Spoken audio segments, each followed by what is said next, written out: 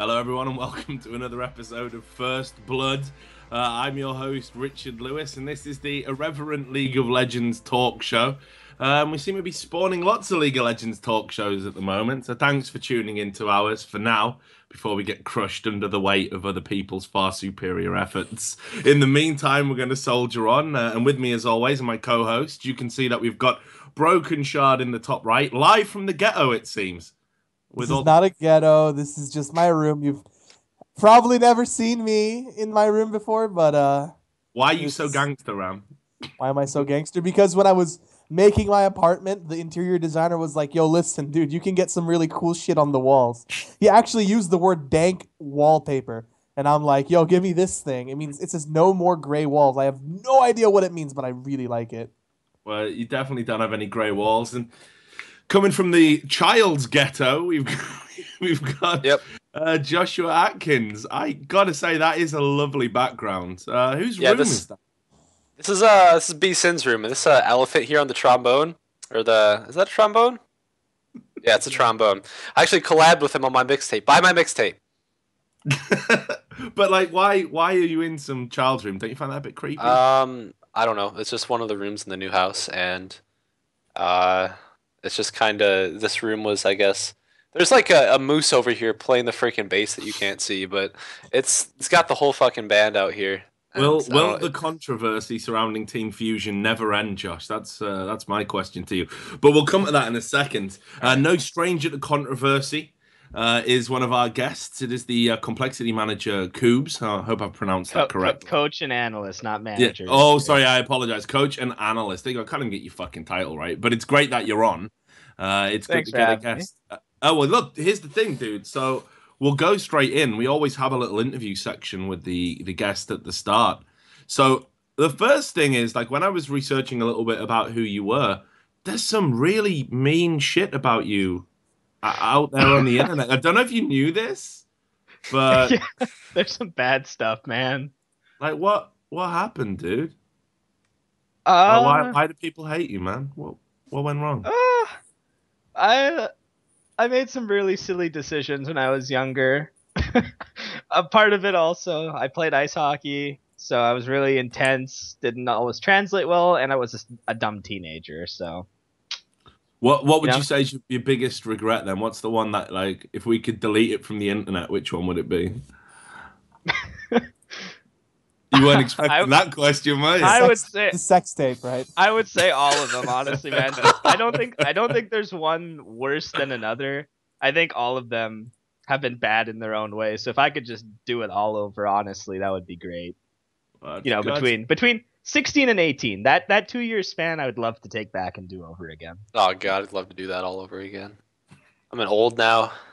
We're right. Imagine how I'd like to do fucking 25 to 30 again. That'd be sweet compared to this shit.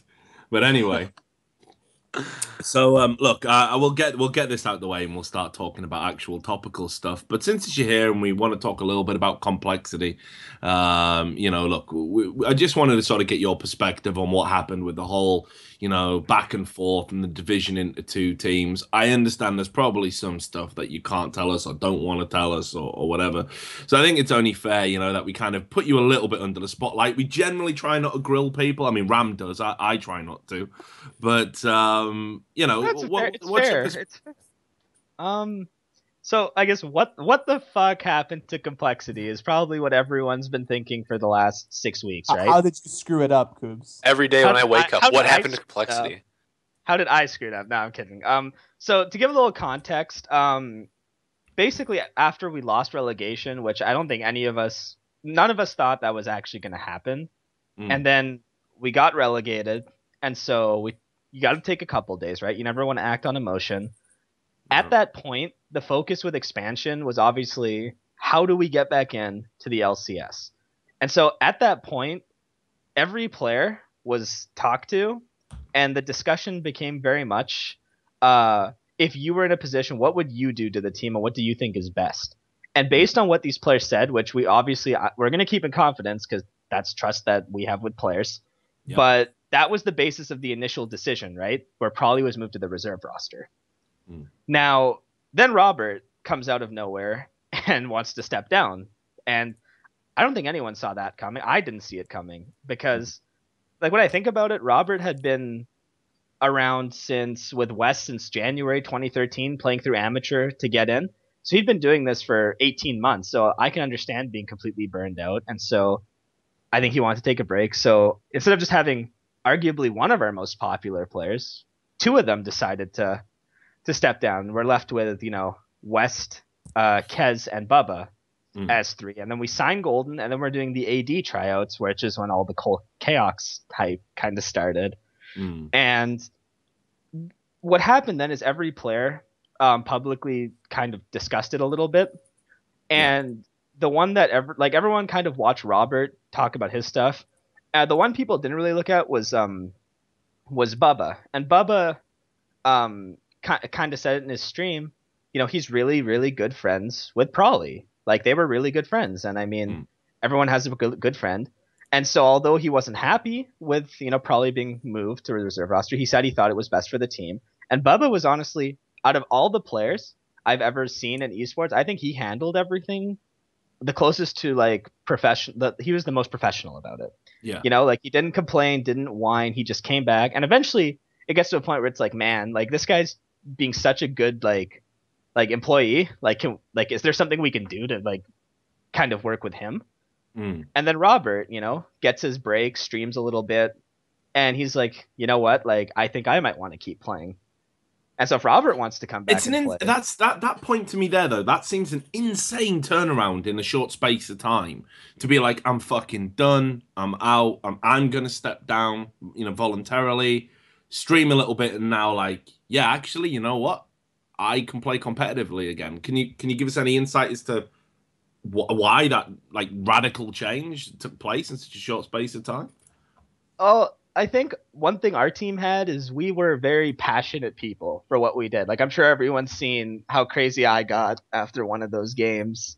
But, like, everyone's a super, super passionate person. Like, everyone loves what they do. So I can completely understand a player being devastated after that. Like, I was devastated. I was ready. Like, I legitimately cried the night we got relegated. Like, it was so depressing. And so I understand if Robert is feeling that. And so if you take a little while, you get your head back together, to make the 180 is perfectly realistic. And honestly, I think it benefited us, actually, because then we got into this position where, Bubba loves Prawley, so we know he can play with Prawley. And if Robert's coming back, well, now we have the original 5. Unfortunately, there's really no reality in which that 5 is going to play together. And then I don't know how Cole got the permission to do like white and black, right? Yeah. But turns out, like, okay, we can do 2 teams. So why not give 3 of them the spot, which they were a huge factor in helping get? And then you could still have a second team to go through ranked 5s. And now, like, Complexity Management did this phenomenal job where all 5 players have a chance to get back into LCS. Circumstances are a little different, but every player has a chance to get back in. I have a chance to get back in. Our manager, like, everyone has a chance to get back in now. And so... Just quick interruption. Are you working with both Complexity teams or just white? Just white. All right. See, a lot of people were wondering if you were working with both teams. Yeah, and see that confusion comes in a little bit because there's also been discussions about, was management lying and not listening to players, right? That's a huge one that people have been talking about. And so just to touch on that a little bit, just like, I don't think any organization will ever do that, especially not Complexity treats their players and everyone like so well. I think they're one of the best organizations for that, and it's a privilege for me to work here. And the conspiracy that got made. Are you reading that from a script? You don't see the other side of the camera with the guy pointing the gun to his head with the script. Hey, come on, this isn't the Riot commentators. He's legit. Complexity has, since like they actually personally helped me a lot with paying rent and stuff if I needed to pay it ahead. They're good. They're legit. I don't think that they would straight up lie. The conspiracy is I am this mastermind, right? Who went to the back, did some voodoo magic. And you have the hair for the supervillain, I must say. I was saying this. I look like the big bad wolf, right? Like, I'm hairy, I smell bad, and I'm ugly, so I'm perfect to be the big bad wolf, right? So So people were like, this guy's the big bad wolf, whatever, right? And so this conspiracy becomes made where I'm the one who benched Prolly, and I'm just like, let's take a reality check. A misconception about me, and I'm sorry this is going so long. I'll try to wrap No, this. this is great. Don't worry That about was it. great, dude. People think I got my job with Complexity by going over the players and going straight to management. I joined Complexity and they wouldn't give me a contract for 2 months. And the reason for that is with my past, obviously I did some stupid shit, right? And they had valid concerns. And so for 2 months, I wasn't salaried. They actually didn't want me to even attend events with the team, but the team wanted me to. So the players wanted me to. So I went to the Challenger Series playoffs where we finished 3rd to get into promotion. I went to promotion uncontracted where we beat Coast, and I went to Lone Star. And it was only after that all the players went into a Skype call with Cole and said, A, he needs a contract, B, we want him in the house, because Cole didn't want me in the house either, right? And I understand why. Like, look at my past. I was unproven. I'd worked with 2 other teams, and I, by all means, was pretty, not proven. So that's how I got in. So if Complexity, there's no reason for them to blindly trust the youngest one there. Like, I'm 20 and everyone else is older than me. Only Broken was like my age when he was here, but everyone else is like older than me. we're I'm pretty unproven. They have doubts about, they had doubts about my character originally. I wouldn't trust me in that situation. Are you kidding? Like, that's suicide for an organization to trust someone that blindly. And the thing about I actually told this to you, Kubz. But in the beginning, I was actually one of the people who expressed great doubt at taking Kubz. Yeah, Broken didn't want me. Yeah, I voted against. I actually voted, like, on record, I voted against Kubz in the house because the work was good. The analysis was fine. The coaching, he was actually really annoying, which was good for, like, a coach needs to be annoying and hammer on ideas to you and, like, be on your ass to be on time. But I actually was against him because of that reason that I didn't trust him in the beginning. So the shady past did have an impact, but it'll always have an impact, and I understand that. People watching right now are probably like, this guy should not be in esports, he should be kicked out, whatever. And I understand there's always going to be that, but to bring it back full circle, right? This conspiracy that, like, I am the evil big bad wolf who made these decisions by myself is inaccurate. And after, like, as an organization, what Complexity did right is they not only listened to every player, they listened to me and the manager. That's 7 opinions to take into account. And then the decision got made. And now people will look at the rosters and be like, well, clearly the team's divided, right? It's not that black and white, as I just pointed out. And it kind of is. Yeah, plus white. It's not that. That was a black sick and yellow. There. Terminology. Right. So it's not as clear cut as people will be like, well, these 3, and these 2. There's a lot that was taken into account, and Complexity did a phenomenal job about this. And as far as, like, me only working with white, I don't think it's realistic of me to work for 2 teams. Like, no. That's not realistic. I can't apply. Can I ask you something serious? Would Black even want to work with you? Uh-oh. I mean, that's not okay. Straight up. Your opinion. Kubz, I asked him not to do this before we went on air. I was like, Ram, just be gentle. No, you didn't. Actually, you told me to go hard. No, I didn't. I think if we're being honest, your opinion only. My opinion, I think, yeah, I honestly think, yeah. Just because at the end of the day, you look at the results we put in the LCS. Yeah, we got relegated at the end. That sucks.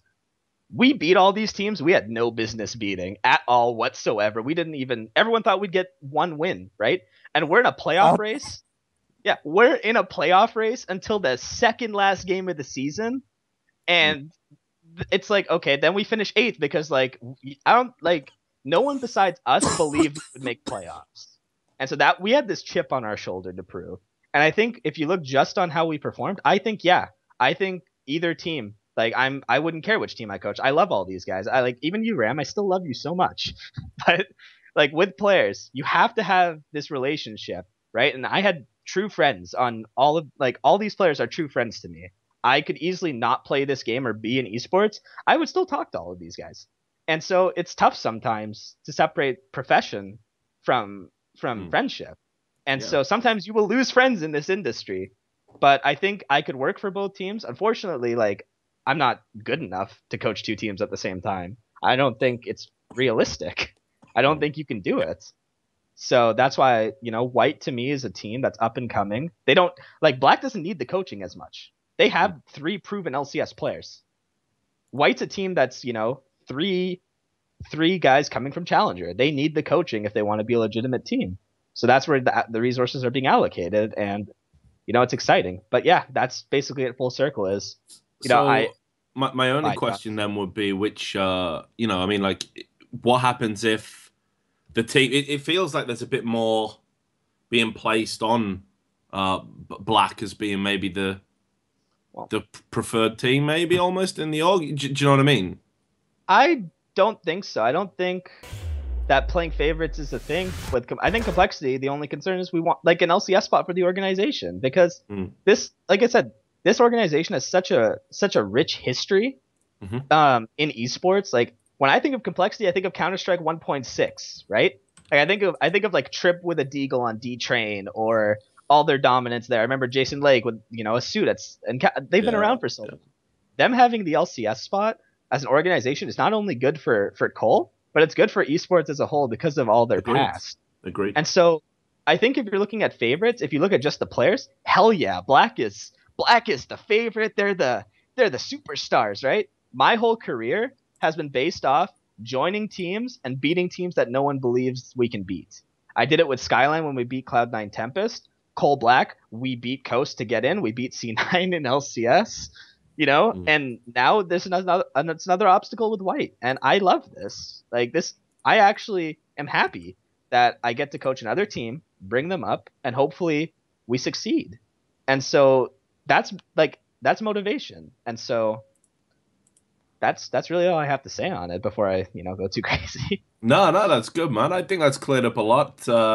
We've already hit the point of the show where Josh ducks out as well. I don't know what the hell is going on. I'm not even on a proxy anymore, and it's already fucking up. Goodbye, Josh. No, but if I may say something, the way that I see it is that, from what I also heard, is people forget is that everyone was kind of good friends with Prawley. I'm sorry, I keep coughing like I don't even fucking know. Let's having Scar on the fucking show, dude. Like, stop it, man. A lot of people were good friends with Prawley, and I think when it came down to it, we forgot to mention that Kez actually didn't say to Prawley that he didn't want to play with him. When in fact, didn't he say behind, like, I'm pretty sure Kez did say that he didn't want to play with Prawley, but to Prawley's face, he didn't say that. He said, no, we're friends, man. And that might have caused a lot of confusion, controversy, drama. I think that's the right word, drama. I think really drama no business. Yeah. There was really no business to have drama. I think the whole situation has been something which it was a change that everyone was not happy with from the community side, because it's such a popular player, right? Like anytime a change gets made of this magnitude, it's going to be negative. And definitely within the team, each player had problems, right?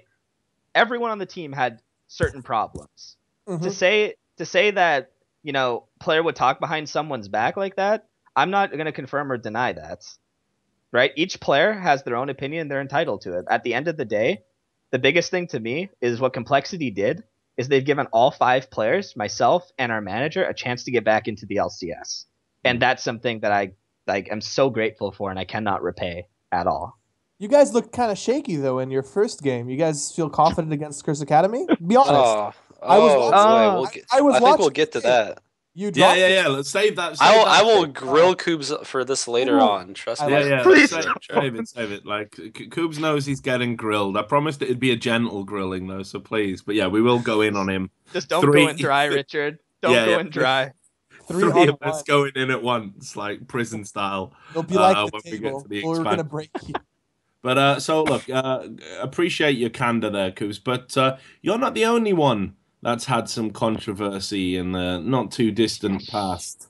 I read something, Josh, about Team Fusion basically bribing a live-in substitute to leave the team, and so you guys would. All right. Come on, Josh, it's time. All right. So Yeah, whatever the article was published by. I know William Turton published an article suggesting that. I think he was just speculating that bribery occurred or whatever, or it could occur. Like term bribery. I think he said there was conflict of interest. Yeah, which actually, there is kind of a little bit of conflict of interest there. You got there definitely is. Yeah. But yeah. So going in to the rank 5's ladder grind, it was kind of funny because our team was grinding 5s and so was Chunky's team. Chunky was like right there next to us. We play on a little rectangular table, so he was at kind of there. So we were kind of grinding at the same time. I don't think we ever played each other. Maybe we did once, but yeah. So it was kind of funny. We joked like, "Hey, wouldn't it be funny if we like play each other like in the first round? That'd be really shitty. I don't know what we'd do." So, brackets get released, and it's like, "Oh shit, we're playing each other in the first round." So, I mean, what's that?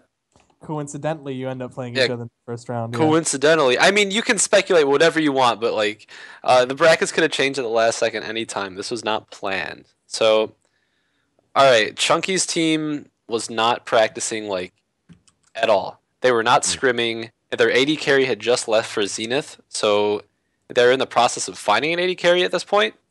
And at the same time, the players weren't really practicing at all. I think my cam died, but I hope you can still hear me. It did. What we've done is we've set it up as a default now that whenever your cam goes down, we get the American flag dude picture. So you're looking good. But yeah, if you can get the cam back, awesome. But if not, continue. Yeah, I'm working on it. But yeah, so Chunky's team was not practicing. They pretty much the entire, I don't know how long it's been. It's probably been like 2 weeks or whatever. That we were practicing. We were like, Chunky, what the hell are you guys doing? Like, we play you guys. Don't you want to? He's like, oh, I don't know. My team's not, we're not practicing. We're not showing up for stuff. We don't have anything scheduled. I was like, oh, that's kind of weird. And then, so with all that in mind, they decided that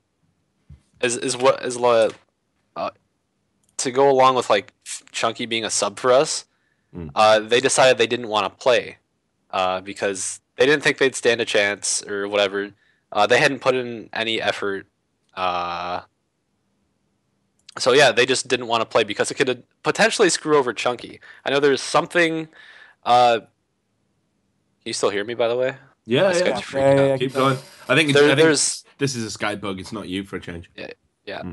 There's something about in the rules or something saying that if Chunky played like with confusion, then he wouldn't be allowed to.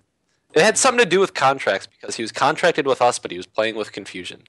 And something with that also went into the decision. It wasn't like, but the thing is, like, Fusion management was fully supportive, and like we all were too. We all wanted to like play. We didn't want to get a first round bye. That's actually a really bad scenario for us because I don't know how we'll be going into round 2. We haven't played like an actual tournament match before we play enemy, and that's kind of bad. So we were also like super supportive of like Chunky's team and them playing.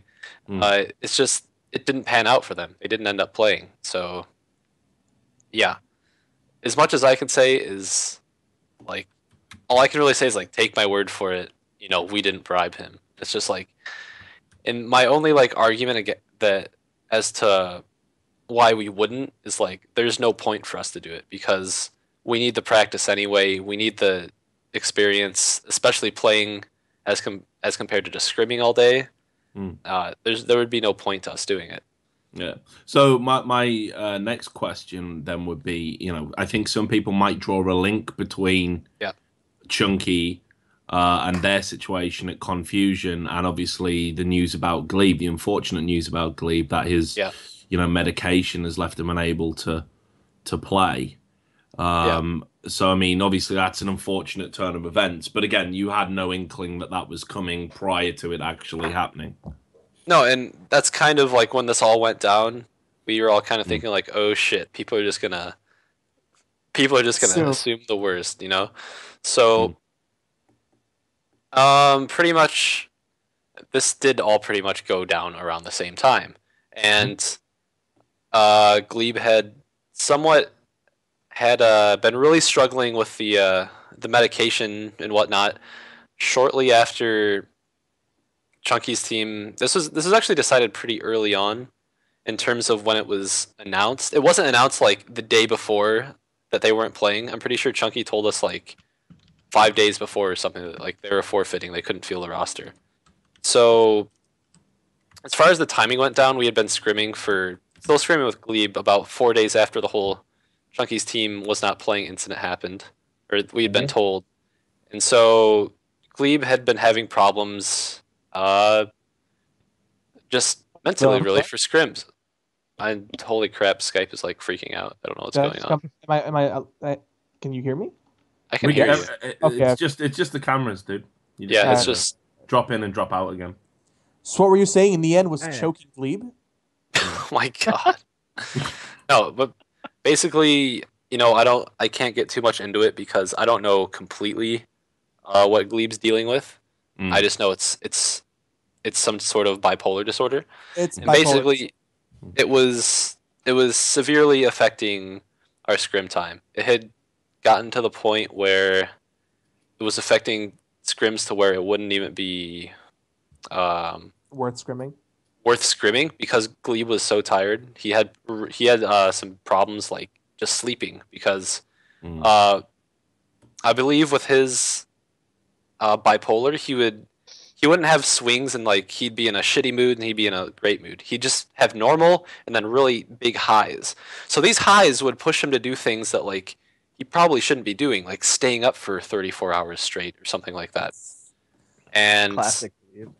Yeah, with like the medication going bad or whatever, like it was just a bad situation for him, like mentally. I mean, for his own health, really, and it's just like bad for us and what we need to do to practice to win expansion. And I'm assuming that these manic episodes, they happened a lot because you guys were like, there was a lot of tension. I guess maybe not tension, but I guess maybe tension might be the right word because of the practice regimen. Like, I don't know how strict your practice regimen, but like, like you could definitely feel like a lot of pressure coming up as the tournament starts. And I guess that might have affected like the frequency of the manic episodes. That's what they're called, by the way, for bipolar disorder.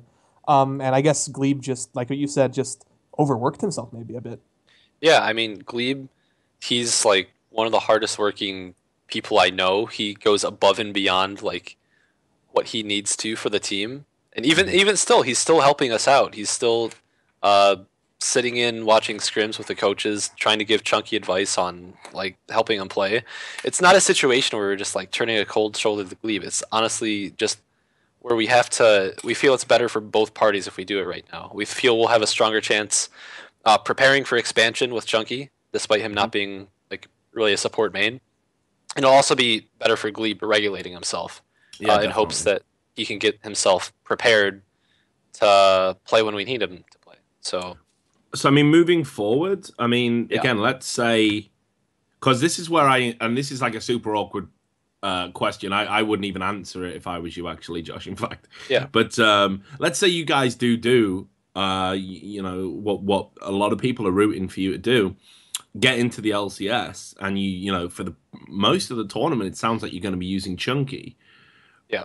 What then happens when you get to the promised land in regards to who's going to be starting, who's going to be playing? Because, the question will come up about Gleeb and whether or not, you can't really turn your back on the person who gets you there.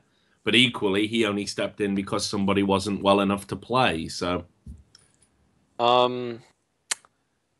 if again, I don't want to like say too much, but in my opinion, the best situation would be to try and reconcile, to try and go back with Gleeb, because I don't really think Chunky's a support player at heart.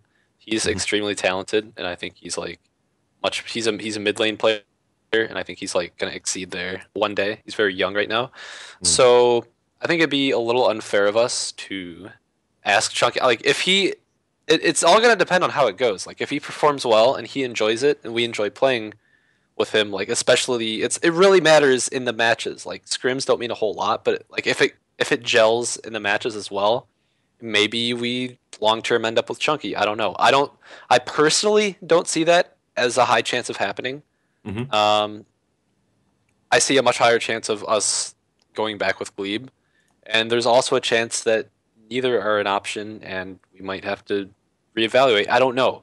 Anything can happen, basically. There's those.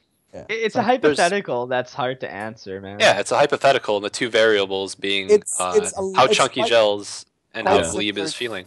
Quite similar to the me versus Kez situation, where like that's what I was just thinking, man. Yeah, people would be asking us like, what's the potential of you going back to Cole after the expansion, after the relegation or after the split, and that was something that I was considering for a while. But like at the same time, it's such a big hypothetical, and that would require me to wait like a couple of months and to figure out.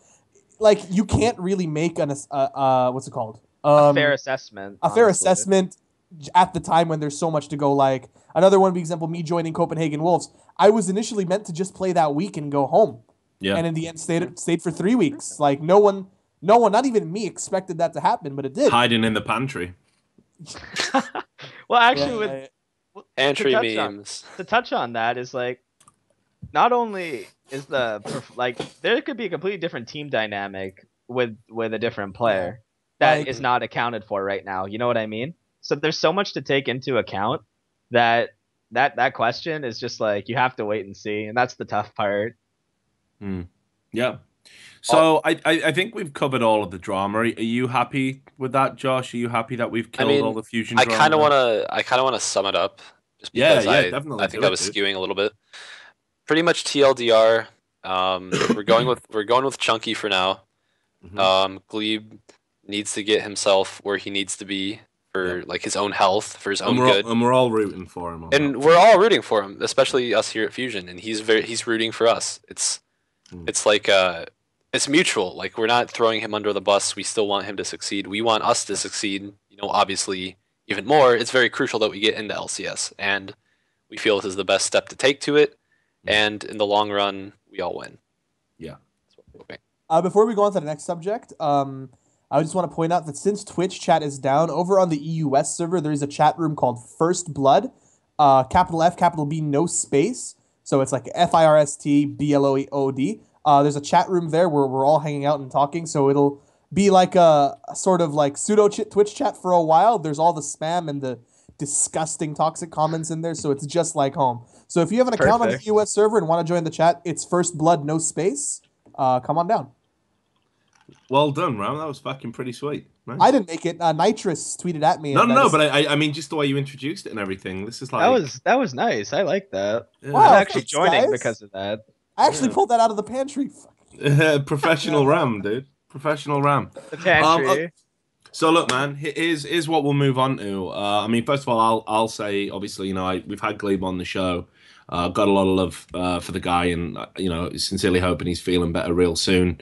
Been there myself, adjusting to fucking medication. It can be fucking absolutely, you know, real hard to get the balance right and to feel more like your old self. So definitely got my empathy, brother. Get well soon. Now I think we'll talk about you know, the fucking expansion tournament, because we got all these vested interests. Me and Ram watched the games together. Oh my god. I'm not gonna lie, they were fucking shit. Just I thought they were quality League of Legends games. Come on. Oh my god. Okay. Let me just go ahead. Go ahead. Go ahead. What the actual fuck? All right. Kez literally needs to wait like 30 minutes, like 8 side stones in his inventory before he does his first gank, right? Hoofspark, what the fuck is he doing building IE first on Vayne? Like, what the actual fuck is that? Let's talk about that. Hold on, I'll be right back. I'm gonna try and fix this really quick. Yeah, we'll get Josh fixing the camera. Like, but I mean, okay, so give me a second to be really toxic about this, okay? Go ahead. We deserve it.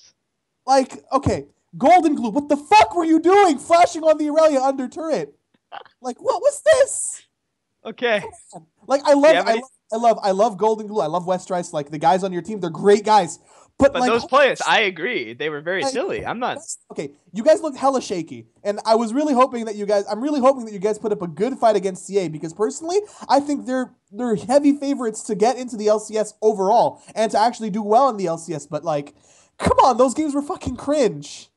All right, so when you have to understand, like, from my perspective, okay, when I say old Cole, I'm referring to obviously the LCS roster, right? So with old Cole, we were a more mature team. I fixed it. Is Josh here? I Oh, want to I'm see sorry. Josh's I think I face. fixed it. Yes! Right, we've done it. I missed you, buddy. Yeah, I 40 missed you. minutes I got into the mine show, too. we've Got all my got trombone counts. going, dude. We're good. So with the old roster, we were older, more mature. It was easier with emotion control, right? Mm. And the thing is, with younger people, especially when you're under the age of like even 20, like these guys are 17, 18, 19, the emotions run extremely high in these players after games, right?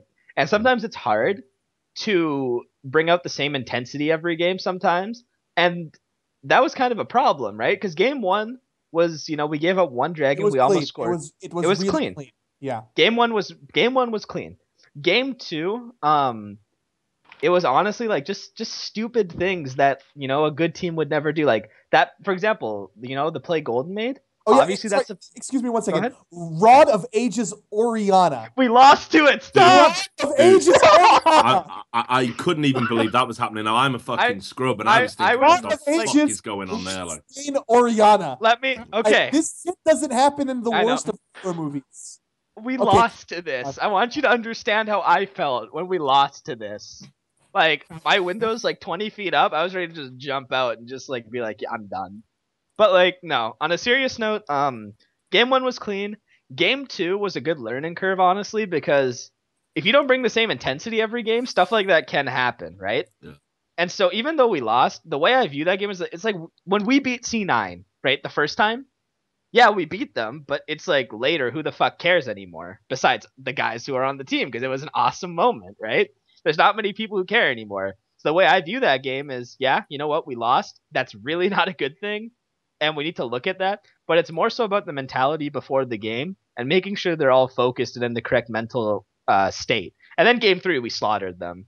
Like, it was uncomfortable to watch Kez gank without a Sightstone. I was so confused. It never happens. He rushed Elder Lizard. I was so proud of him. 14 minutes. That's how long it took Kez to get a Sightstone that game. You guys make fun of it, but I tell you right now, that style of jungling was actually so beneficial to the team that... Yeah, I mean, in the LCS, Kez is way more consistent than I am because, yeah, he did the whole vision game, but he was pretty much non-existent in the early game for, like, a lot of your games. Yeah, and the relegation games. I think I'm not going to disagree. You guys have different strengths. I would take both of you. If I could have two junglers, I would pick both of you and put you together because then we'd have a great early game. We'd have wards. It would be good. But like as aspect, we'd have wards. It's so we would have wards. But you see the joke there is that's all people talk about with Kez. Even the casters in the game were like, Kez really brings vision. Kez has pretty good mechanics, and he plays like probably a better release than me. I think the biggest misconception on our team, even with Old Cole, people thought Prolly was the shot caller, and when Kez got here, he was like the only person calling. He was literally from weeks like 3 to like 8. It was literally just listen to Kez. That was the voice comm game plan. And those were the 5 weeks we were the most successful as a team. And then after that stuff happened, we lost games, whatever, right? But like Kez has this knowledge. And despite his early game not being as like strong as like Broken's, for example, like Broken will snowball a game in the first 5 minutes and fucking win the game. And that's great. Kez is more calculated, cool, and I prefer to play a style that's like, instead of just like walking down and killing, one cow, you run down and you fuck the whole herd. Right?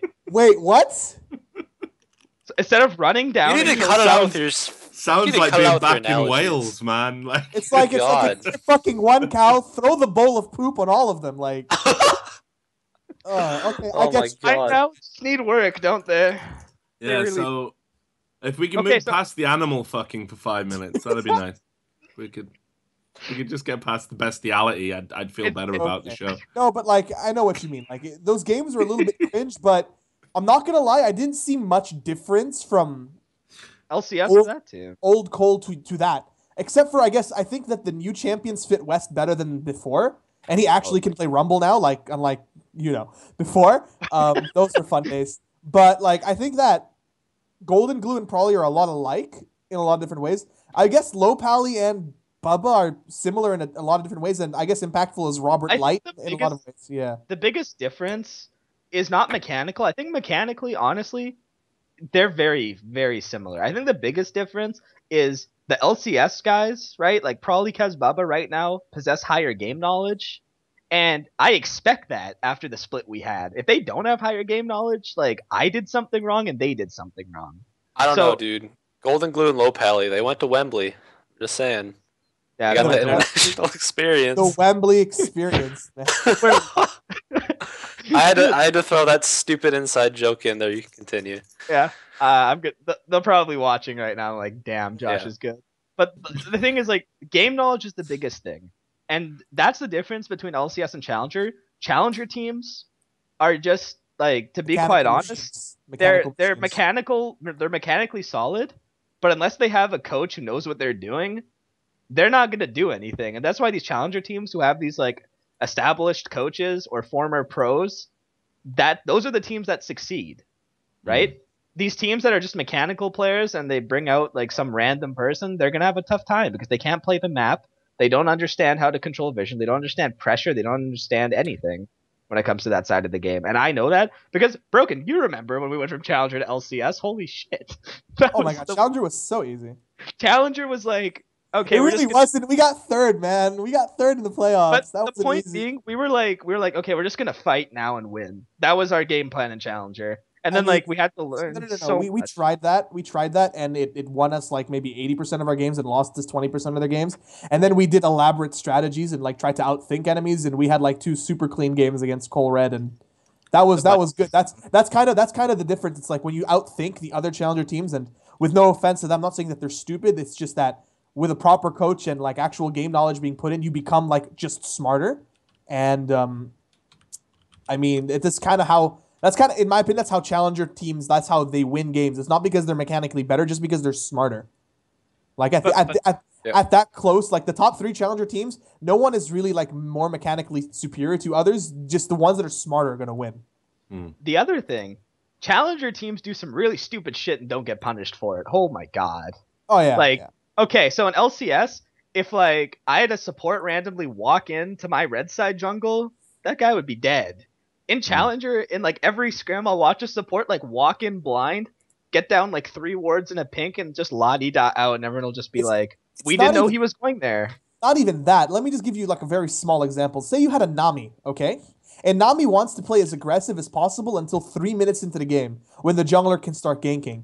So the Nami's going to play aggressive level 1, level 2, and then level 3, she has to be careful that she's going to get ganked. Now, I've seen Challenger teams who've had like Namis at level 3 play super aggressive in lane and not get punished. I watched an LCS team scrim, the Challenger team that did that, and that Nami was dead before she could land a spell. That's a very small example. Yeah, that's just a small example of using game knowledge of like champion abilities and how to punish them. In Challenger, you won't see this. But an LCS team taking on a Challenger team, they'll punish every little move, not even something big like randomly walking to the jungle. One misstep in lane and that's a kill, basically. It happened more to us than I would like to remember.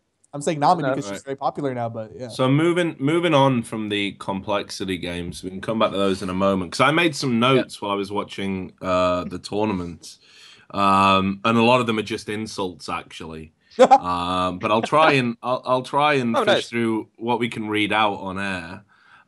For me, the biggest disappointment game-wise was probably Fission versus LOL Pro. Oh my goodness. I agree.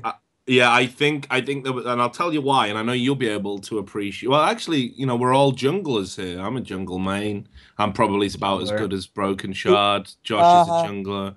You know, everyone's a jungler. So main actually. Yeah, so we can talk about that, right? So I thought this was going to be really good because it was like the battle of like the fucking, you know, this kind of sub-tier junglers, and you had a Zingy who, you know, we've talked about on this show plenty of times. I know Josh is a big fan of his cheese in solo queue and how that works, and obviously Think Card as well. Oh my goodness! Who's been massively hyped up? You know, as being one of these, you know, real potential stars in the NA scene. And I've just got written down Stink Card is what I've got written down on my my notes here. Kubz, and just can you Zingy is bad is the other note. Yeah. What's up, Broken? Remember Think Card when it was brought up during games on our team? What would happen? So Broken, Go. We can get to that. We can get to that. Let's let Richard finish his point. Yeah, so here's where I want to start. I mean, I know obviously Zingy has some comfort picks. He actually got one of those comfort picks in this game, which was Pantheon. And his Grand Skyfalls were among some of the worst I've ever seen executed in a game. If it was happening in solo queue, you would just AFK at Fountain. You'd be like, yeah, okay, we gotta fucking retard this game. There's nothing you can do. We're just gonna let look, and the thing is, I'm saying that as a fan of a Zingy. Like, seriously, I mean, I hope he doesn't take this the wrong way, but his Pantheon play was appalling. How did you feel about the casters saying he's like, I think he's buying time for his team with the ultimate? I'm glad you picked up on that, Kubz, because I made this point yesterday on Trash Talk when we had someone phone in about it, and I was saying that actually the commentators in this need to be more blunt, certainly honest at the bare minimum. Nice. And they were going, well, Zingy, this is his style of play. What he's doing is he's flanking the team by doing this shit Grand Skyfall, jumping into 5 of them and dying. He's buying time. And I'm thinking, he's not doing that. He's just having a really bad game. Like he's dying. Yeah, he's just dying and fucking it up. So I was horrified at that. But then when I watched Think Card, I think he had a Lee Sin pick, which looked, I was like, wow, and this is the up and comer. Like, generally, most mechanically strong junglers can do some impressive plays on Lee Sin, and I found Think Card's decision making and mechanics to be really lackluster in this game. And again, that's talking as a scrub, so maybe you guys, we can have that discussion, and you can tell me why I'm wrong.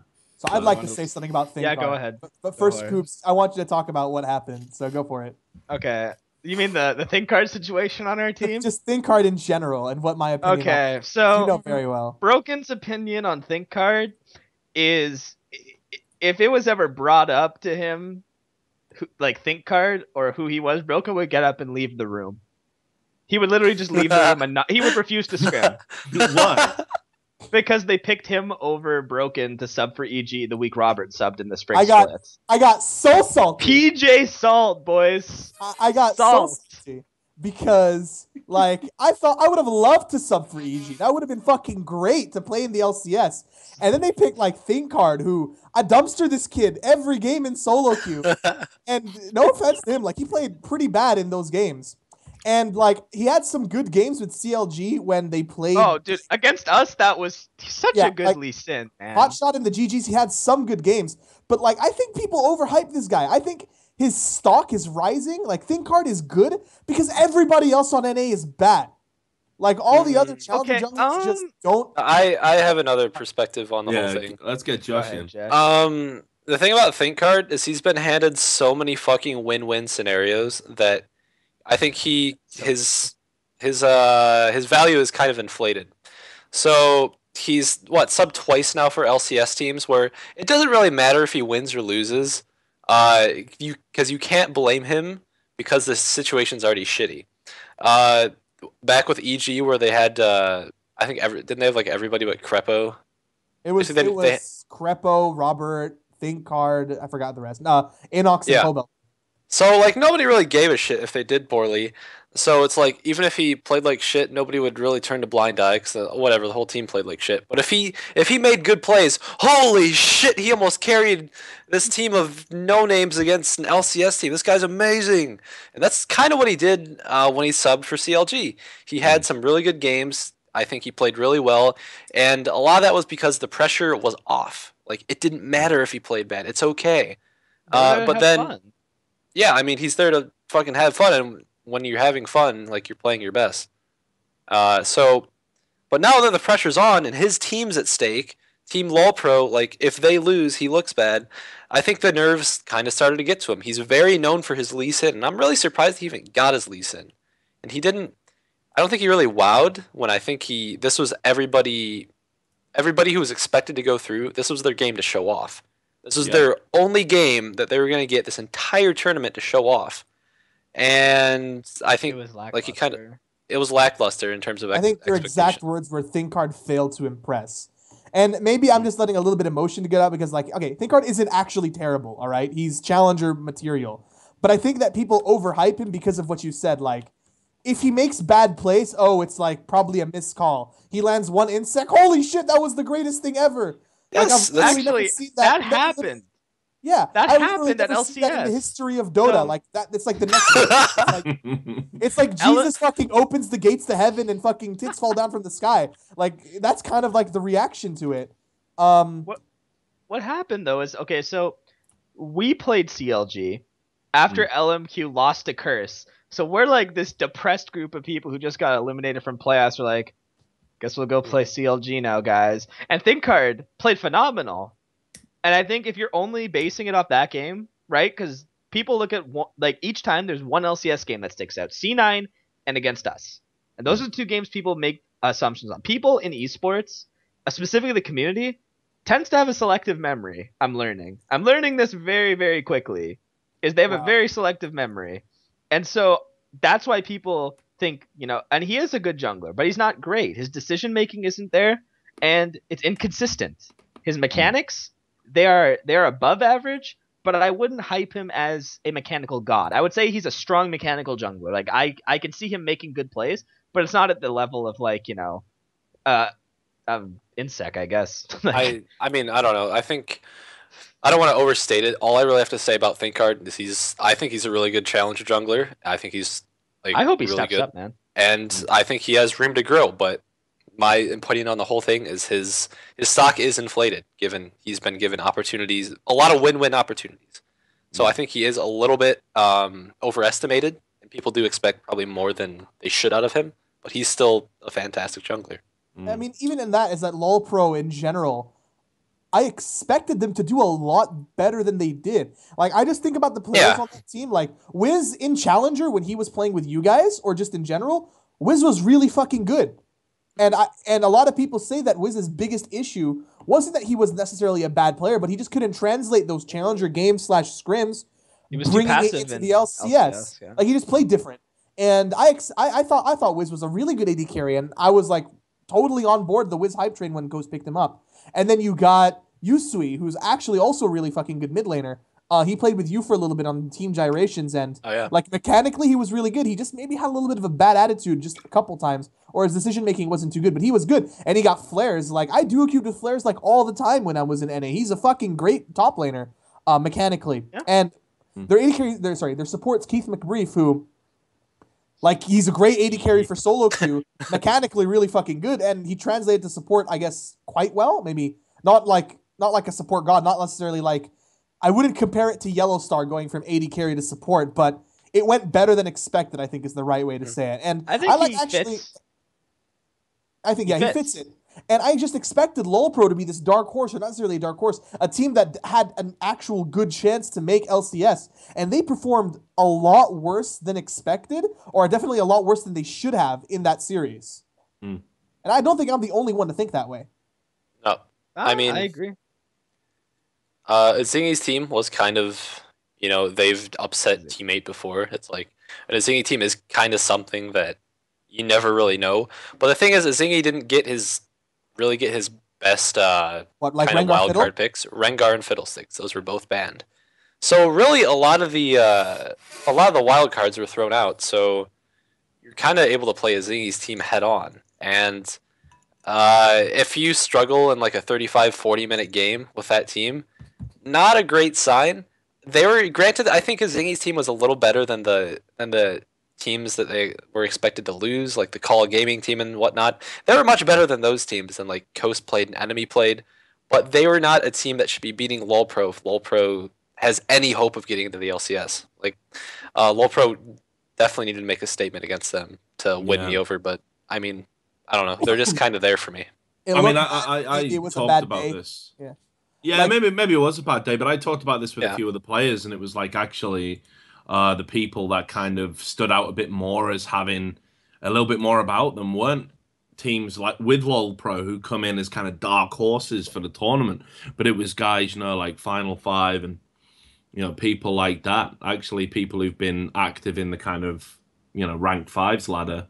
I think LoL Pro really disappointed me. I mean, that game for me was the most disappointing. I don't think it was technically the worst we saw all weekend. the game 2 was definitely the more disappointing game for me because they were playing like a Karma mid. They were playing this really cool comp that usually I only see out of them, where they go like Jace top, Karma mid, and then they have this huge mid game spike where they can group up and siege. They run at you, they shoot their skill shots, they siege for days, and they're really good at that. And I was like, yeah, drive it home, lol pro. They're up at like 19 minutes, they're sieging, it's great. And then they all wipe and they give up Baron. It's like, god damn it. Like if they just cleanly played that game through, they could have made a huge statement, but it dragged on, it dragged out to getting aced and a Baron, and it dragged on like 20 minutes too long. That's the most disappointing part for me. They couldn't drive it home. I think like when we look at all the games from the first week, like I honestly wouldn't consider looking at that footage for any purpose, honestly, because a lot of the games were sloppy. You know, teams apart from comedic purposes, obviously. Oh, I mean, God. If you ever needed to feel good about yourself as a solo queue player, if you want to feel good, watch our second game against Monster Kittens, and you'll feel great. That's what I'm saying, dude. I want to interject real fast something about what Josh said. Like playing a Zingy's team head on is kind of the best situation you want to be in, because a Zingy is a solo queue mastermind because he's a cheesy player. Exactly. There we go. He's a cheesy fucking player, and I know all about cheese. I played on Copenhagen Wolves. We're like straight cheese guys. Like we cheesed a lot on that team. I mean, when you play against a team that's just overall all around better than you, your best chance is to catch them off guard, and that's cheesing. And I'm just saying that LoL Pro never gave that team a chance to do it, because if we're talking about like a Zingy's cheesy picks, Pantheon is like as standard as you get. He stuns you, he throws a spear at you, he's got a global ult. Fine, that's not compared to like the way that he plays Rengar or the way that he plays Fiddlesticks. Like those are hella cheese. And LoL Pro struggled against them when they're playing standard, like a team that's arguably supposed to be worse than them in a standard game. And I think that's where a lot of the concerns lie. Because I definitely think that if a Zingy had a chance to cheese, a game being taken off, one of those games, definitely like expected. Like it's not even unexpected at that point. If a Zingy gets something like Fiddle and does like a perfect early game where he doesn't die and gets a couple kills, like I expect them to win that game. I think that's a lot where the concerns lie, is that they had a standard game against a team that doesn't exactly excel at playing standard and nearly lost. Okay. So moving on to the other game I wanted to talk about. Like I say, for me that was the most disappointing, but I don't think it was technically the worst game that we watched. I thought Zenith and Final 5. How did Braxis win? I thought it was literally one of the worst games I think. I just need a reminder. Was that the one with Rule 18 in it? Yes. Okay, so how does one die 9 million times on Janna? Right, can someone explain this to me? Right, we'll definitely come to that in a second. I mean, I tweeted after that game, I said, nice of Riot to stream some solo queue games as a warm-up to the main tournament expansion hype, because it was absolutely fucking awful in a way that I didn't know League of Legends could get that awful, actually, in a competitive setting. I don't get me wrong, I mean, the commentators turned around at the end and were like, well, we've had a fantastic game. We haven't had a fucking fantastic game, boys. Like, I don't... They're like, oh yeah, this is a great game. Was that the game with the Malphite? So let me tell you, so game on, because I got it in front of me, and again, I got my notes with me, which, as I said, are just insults. They made such bad jokes. Oh my God. Was that the game? No, I don't think that was the game with the Malphite where they were like, they had sex with the tower or something. That was awful. But anyway, so first game, he's like, oh, Malphite's coming under the tower because he's stoned and the tower's stoned and they're having sex together. It was like, is this happening? Like, this is tons of damage. Oh, the only thing this is fucking damaging is my will to live. Like, please fucking stop. Like, God. But anyway, so first game is a walkover for Zenith. Mimo had a very good Lee Sin. I thought he was really effective in the first game. I don't think Final 5 really. Yeah, that was the really pleasant surprise, actually, to see Lee Sin being played. That it was above average, definitely. It was quite good. Yeah, it was good, and they had a support, Severe, who had 10 assists and no kills. It was easy on Jace. It was really effective, put out a lot of damage. Swag pick in the top lane from Solo King picking a Swain. I was fucking loving that. It was good to see Swain get some play. It looked like Zenith were just hands down the better team based on that first game. Then second game, they picked a bit of a strange comp. Mimo got his Lee Sin banned out and had to play Jarvan. and it was fucking awful. It was awful. My God, like in the next 2 games, he got 0 kills, died 13 times on Jarvan. They were making a joke about it. The commentators saying like, "Oh, it's finding Mimo. He wasn't hard to find. He was the dead cunt in the jungle. Like, you know, it was real fucking easy to find him. He was the dead body." But you know, Final 5 stepped it up. I thought Rooks. Like, we've talked about this guy. I said during, because I was hosting the stream, and I said, for me, Rooks is one of the great underachievers in North American League of Legends. He's been this close to true greatness and has never been able to kind of get over the threshold. Like, yeah, I think so. I think that's fair. Popular opinion is that I actually don't think that Rux is that like anything really super special. Like that's my point. I don't think he's super special, but I think he's got that potential. I think he's been deemed to be one of the best of the rest for quite a long time. I mean, come on though, Richard. How long can somebody be?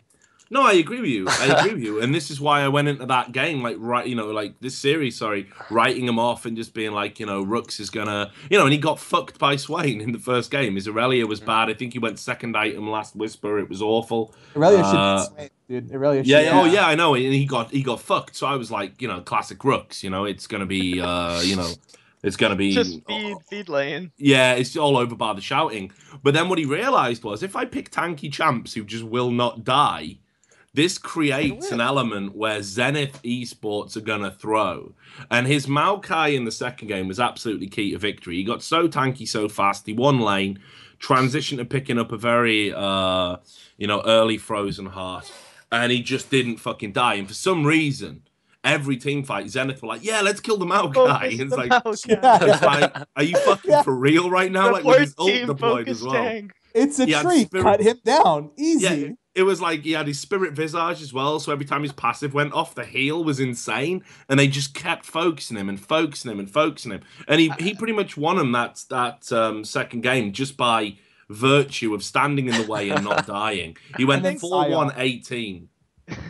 His Maokai was insane. So then it gets to the deciding game, and you're like, well, that's not going to happen again. Mimo was atrocious on Jarvan again. Solo King picked the Maokai to take it away from Rooks. So Rooks brings out the Macnoon special, Scion.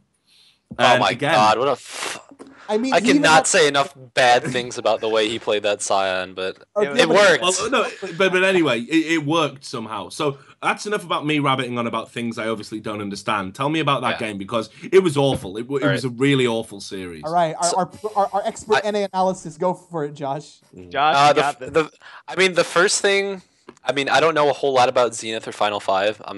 I'm good friends with Shorter Race, the Final 5 jungler. I think he's actually pretty good. I didn't see the first game because I was picking up my medication, I believe, for the nasty rash I had going on. So I saw game 2 and 3, and I thought he played pretty well in game 3. He played okay game 2 on his Nocturne. But anyway, I think one of the key things that happened this set is Mimo's champion pool. I think going into this, he had a lot of Rengar and Lee Sin practiced. And after game 1's done, you don't get Lee Sin anymore. Okay, now what do you fall back to? He didn't look like he had a very practiced Jarvan.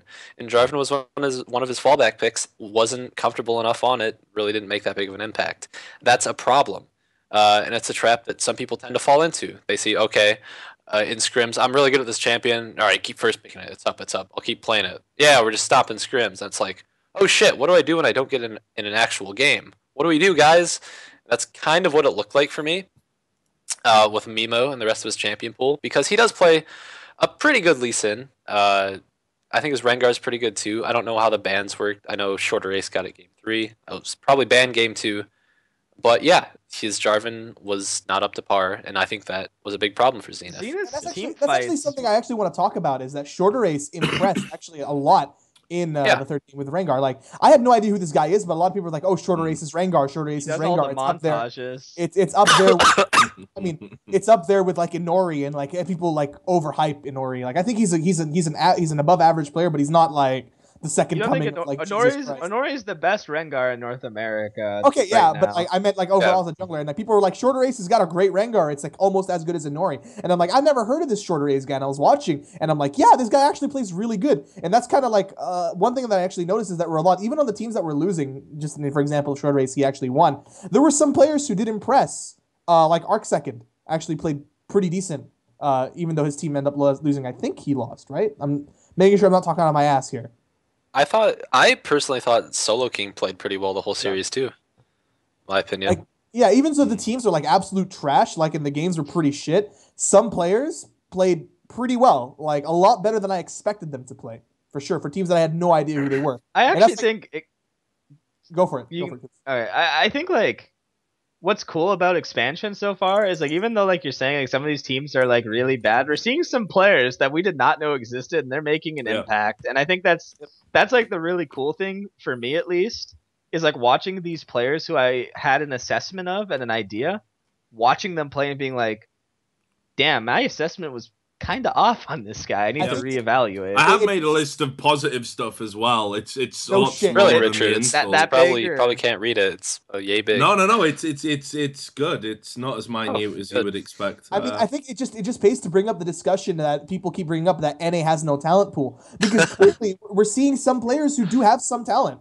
No, like you're laughing now, but I mean this is an argument that's brought up a lot, that NA has no talent pool and they have to keep importing. Oh god! But these players exist and they're doing fine. Like, why has no one seen them very before? few. The problem with North America right now is, I mean, it's true that the NA talent pool isn't huge. It's there, but it's not big.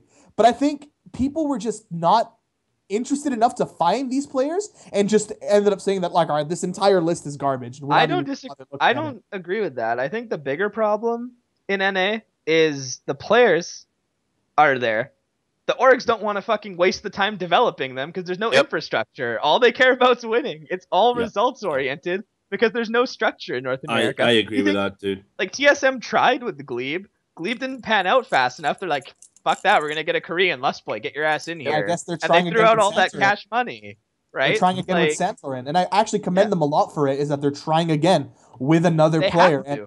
They have to because of the import rule, though. I mean, but Santorin is European, I guess, in a way, but he's kind of an unknown. He played with Coast, so he gets the exempt residency. So they have to basically, they can only replace Amazing with someone else who played in NA, or an NA jungler, or a foreign player who played in NA last split. So Santorin's the best option. So obviously that's where they're gonna go. But like, CLG brings in Seraph. Seraph has a really bad split. Oh well, bye Seraph, Zion Spartan, you're in. It's a fucking like never-ending cycle where all the players. At least it happened to a Korean that time, though. What's the worst? What's the word I'm looking for here? It's honestly, I think Seraph having such a bad split is one of the best things to happen for NA in a while, actually. Because it's true. Because I think it halted a little bit of let's get a Korean mentality. That as well as with Miracle and Ringer, I guess we can dust that in the corner and pretend it never happened. But that never happened. Miracle and Ringer was just a bad stream that we all woke up from, dude. Every time you bring that up, and I remember if we had beat EG, we would have gotten to play that. I cry myself back to sleep. Okay, like dear God. The thing is, like, NA doesn't have the infrastructure, nor does anyone care enough right now, because there's not enough money to develop the players slowly. You have to keep your results, to keep your sponsors, to keep the money. So until it's at a point where these organizations are stable, it's unfortunately going to continue to be cutthroat. And these players who we see that have potential in the expansion tournament, well, unfortunately, it's never going to get tapped into, right? If they go to CLG, it's never getting tapped into. But if they go anywhere else, maybe that potential can get tapped into a little bit. You know what I mean? So but I think that's one of the reasons why it's been kind of a little bit disappointing for me. Like, look, I know these are the opening games. I know these were never going to be the classic series that we talked about, right? I get that, and I saw I Will Dominate tweeted now saying we're being really harsh on these players and teams. I don't think so. I think if you're going out on an official Riot sanctioned broadcast in a tournament where you've got the opportunity to get an LCS spot, I think there should be a bare minimum standard. Expected. I mean, I'm expecting these teams to really play their hearts out, and that isn't to say that some of them aren't going to be up to snuff. But there were plenty of teams this weekend that stood out, and there were some individual performers that clearly were like, we're not fucking around. We want to win these games. And some of them were on the losing teams as well. But there was some, it was just like, I don't think you guys really give a shit. I don't think you guys have come into this tournament believing you had a chance. And I think it really comes across in the way you've set up, you know? Rule 18 basically was one of them where he just like seriously kept dying. Like even in the games that he won, he just kept on dying. It's like, man, for the love of God, you're gonna stop dying.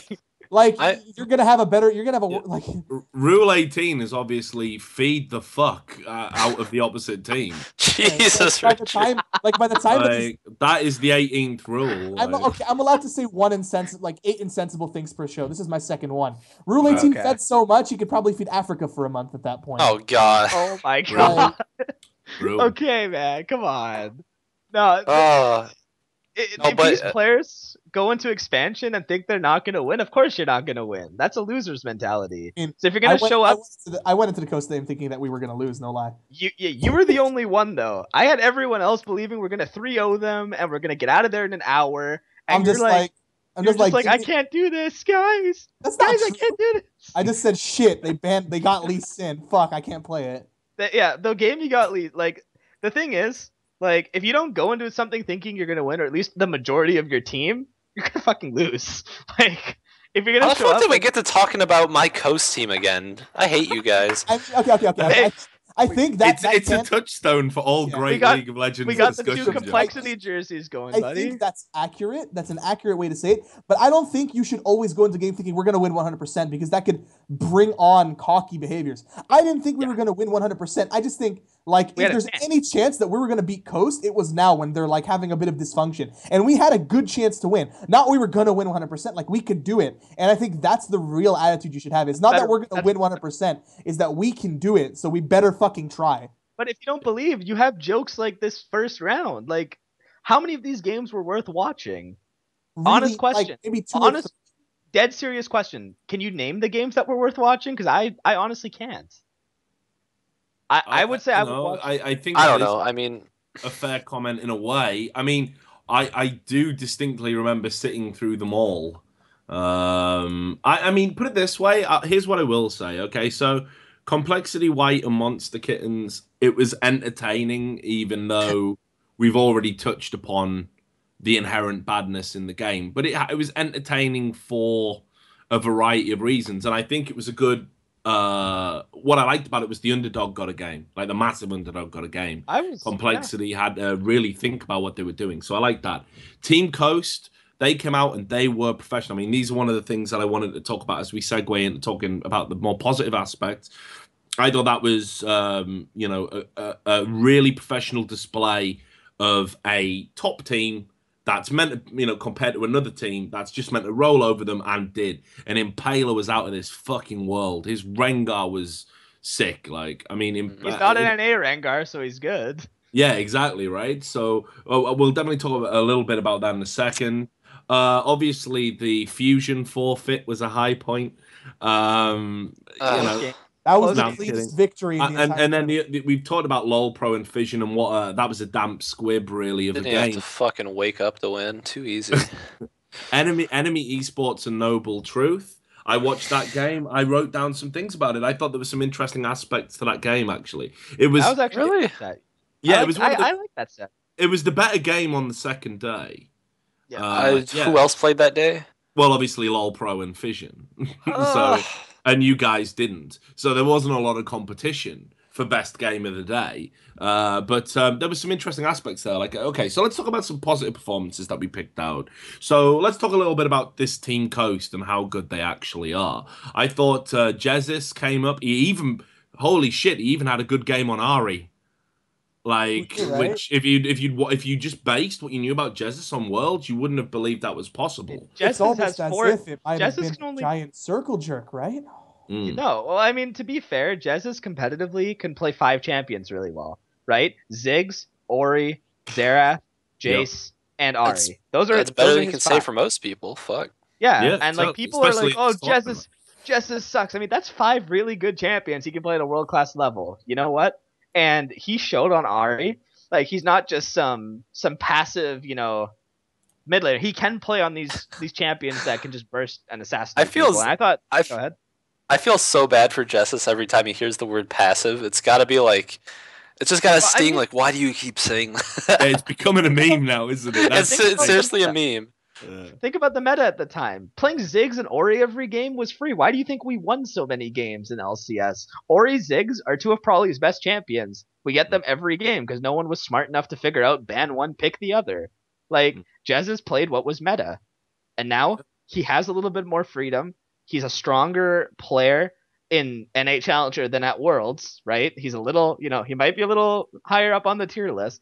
And he performed, and I think he's trying to send a message. I think he's motivated to prove people wrong, and I really like that. I think it's accurate to say that Jez now has a much better mindset, and maybe he's one of those people that likes to be able to prove something because he's definitely got a lot of haters to prove wrong.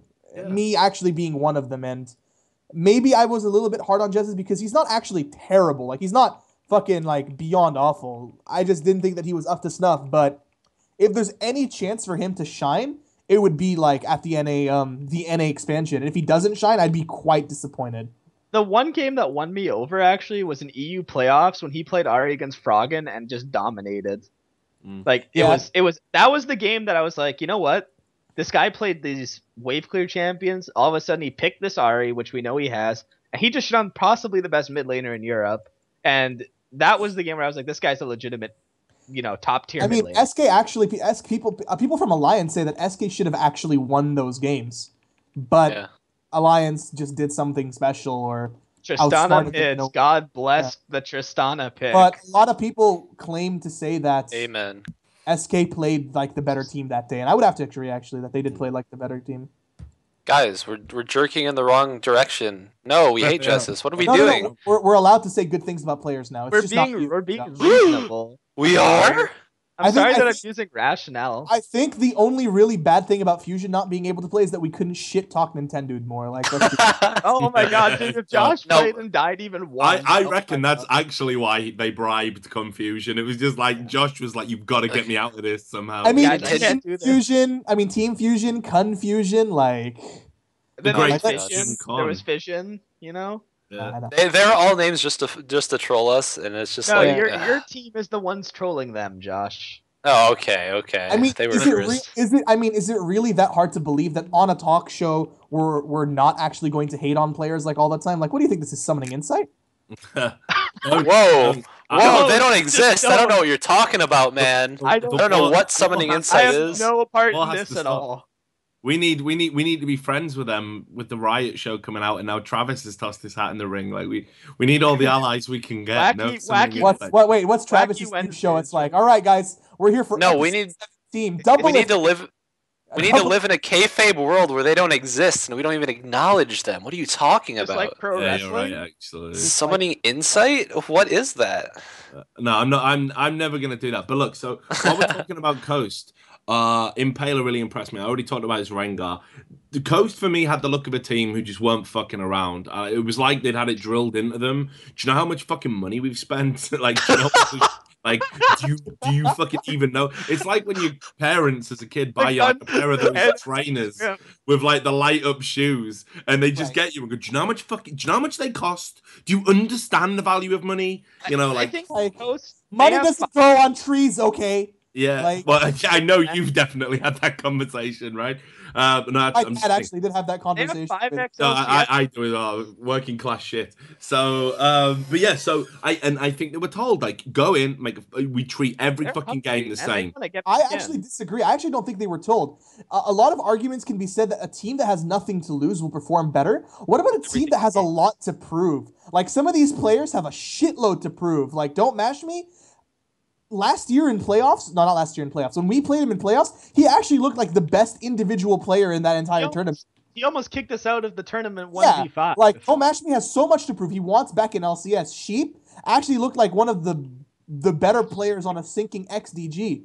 That's one thing. Impaler got kicked out of Super Hot Crew, and the Alex Itch team kind of fell apart. He's got some shit to prove. Jesus is hated on by like absolutely fucking everybody in the fucking world, so he's got a lot to prove. And then Then Chris there's is Chris. just like, Then yo, there's apparently I'm toxic. What up? Like, let's find the top laner, so we'll take Chris. Like, I mean, like, think about it. Like, And that then team, there's Chris. but that's a fair argument to say that they have a shitload to prove. So I bet they came into that game being like, yo, guys, let's just fucking win this, finish this game in 10 minutes so we can go get Chipotle or something. So Here's the what haters concerns leave us me, though. alone. What concerns me about Coast, this is a very known fact. Mash Me goes on tilt like that. Like, I could, like that. He's on tilt. You know what I How mean? fast? How fast? It's too slow. Too slow. It's too slow. Yeah, You know what I mean? blinked, I missed it.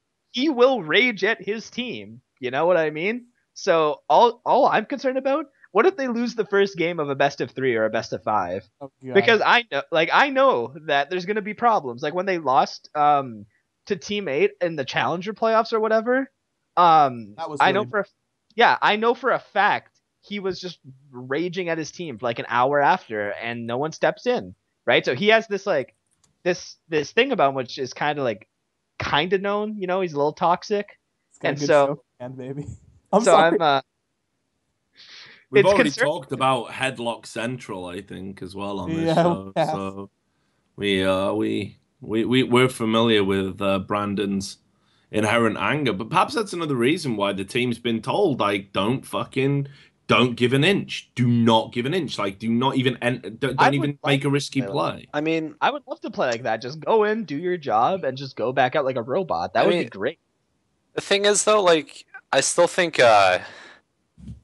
like Coast, their kind of statement game is a lot easier than, let's say, LoLPro's statement game was. Like, just to retract a little bit, I think if LoLPro was playing call gaming and Coast was playing a Zingy's team, it probably would have been met somewhere in the middle, and like, whereas they probably would have both been like 25, 30-minute games, and one wouldn't have been a 20-minute stomp, the other would have been a 40-minute stomp. Instead of that, I think something can be said just for the quality of teams that both teams played. Because as good as Coast looked, I think they're up against not so great competition. And like, I don't think I even recognized the players on the team Coast played, whereas I knew everybody on the team that LoLPro played. So, I mean, I do think it's a little unfair to like praise Coast all this much and kind of like throw LoLPro in the dumpster. Just because I think it is a little bit. I don't think anybody's really factoring in the teams that they were playing. They got to you, didn't they, Josh? Yeah, they You've had- definitely you've got had- to me.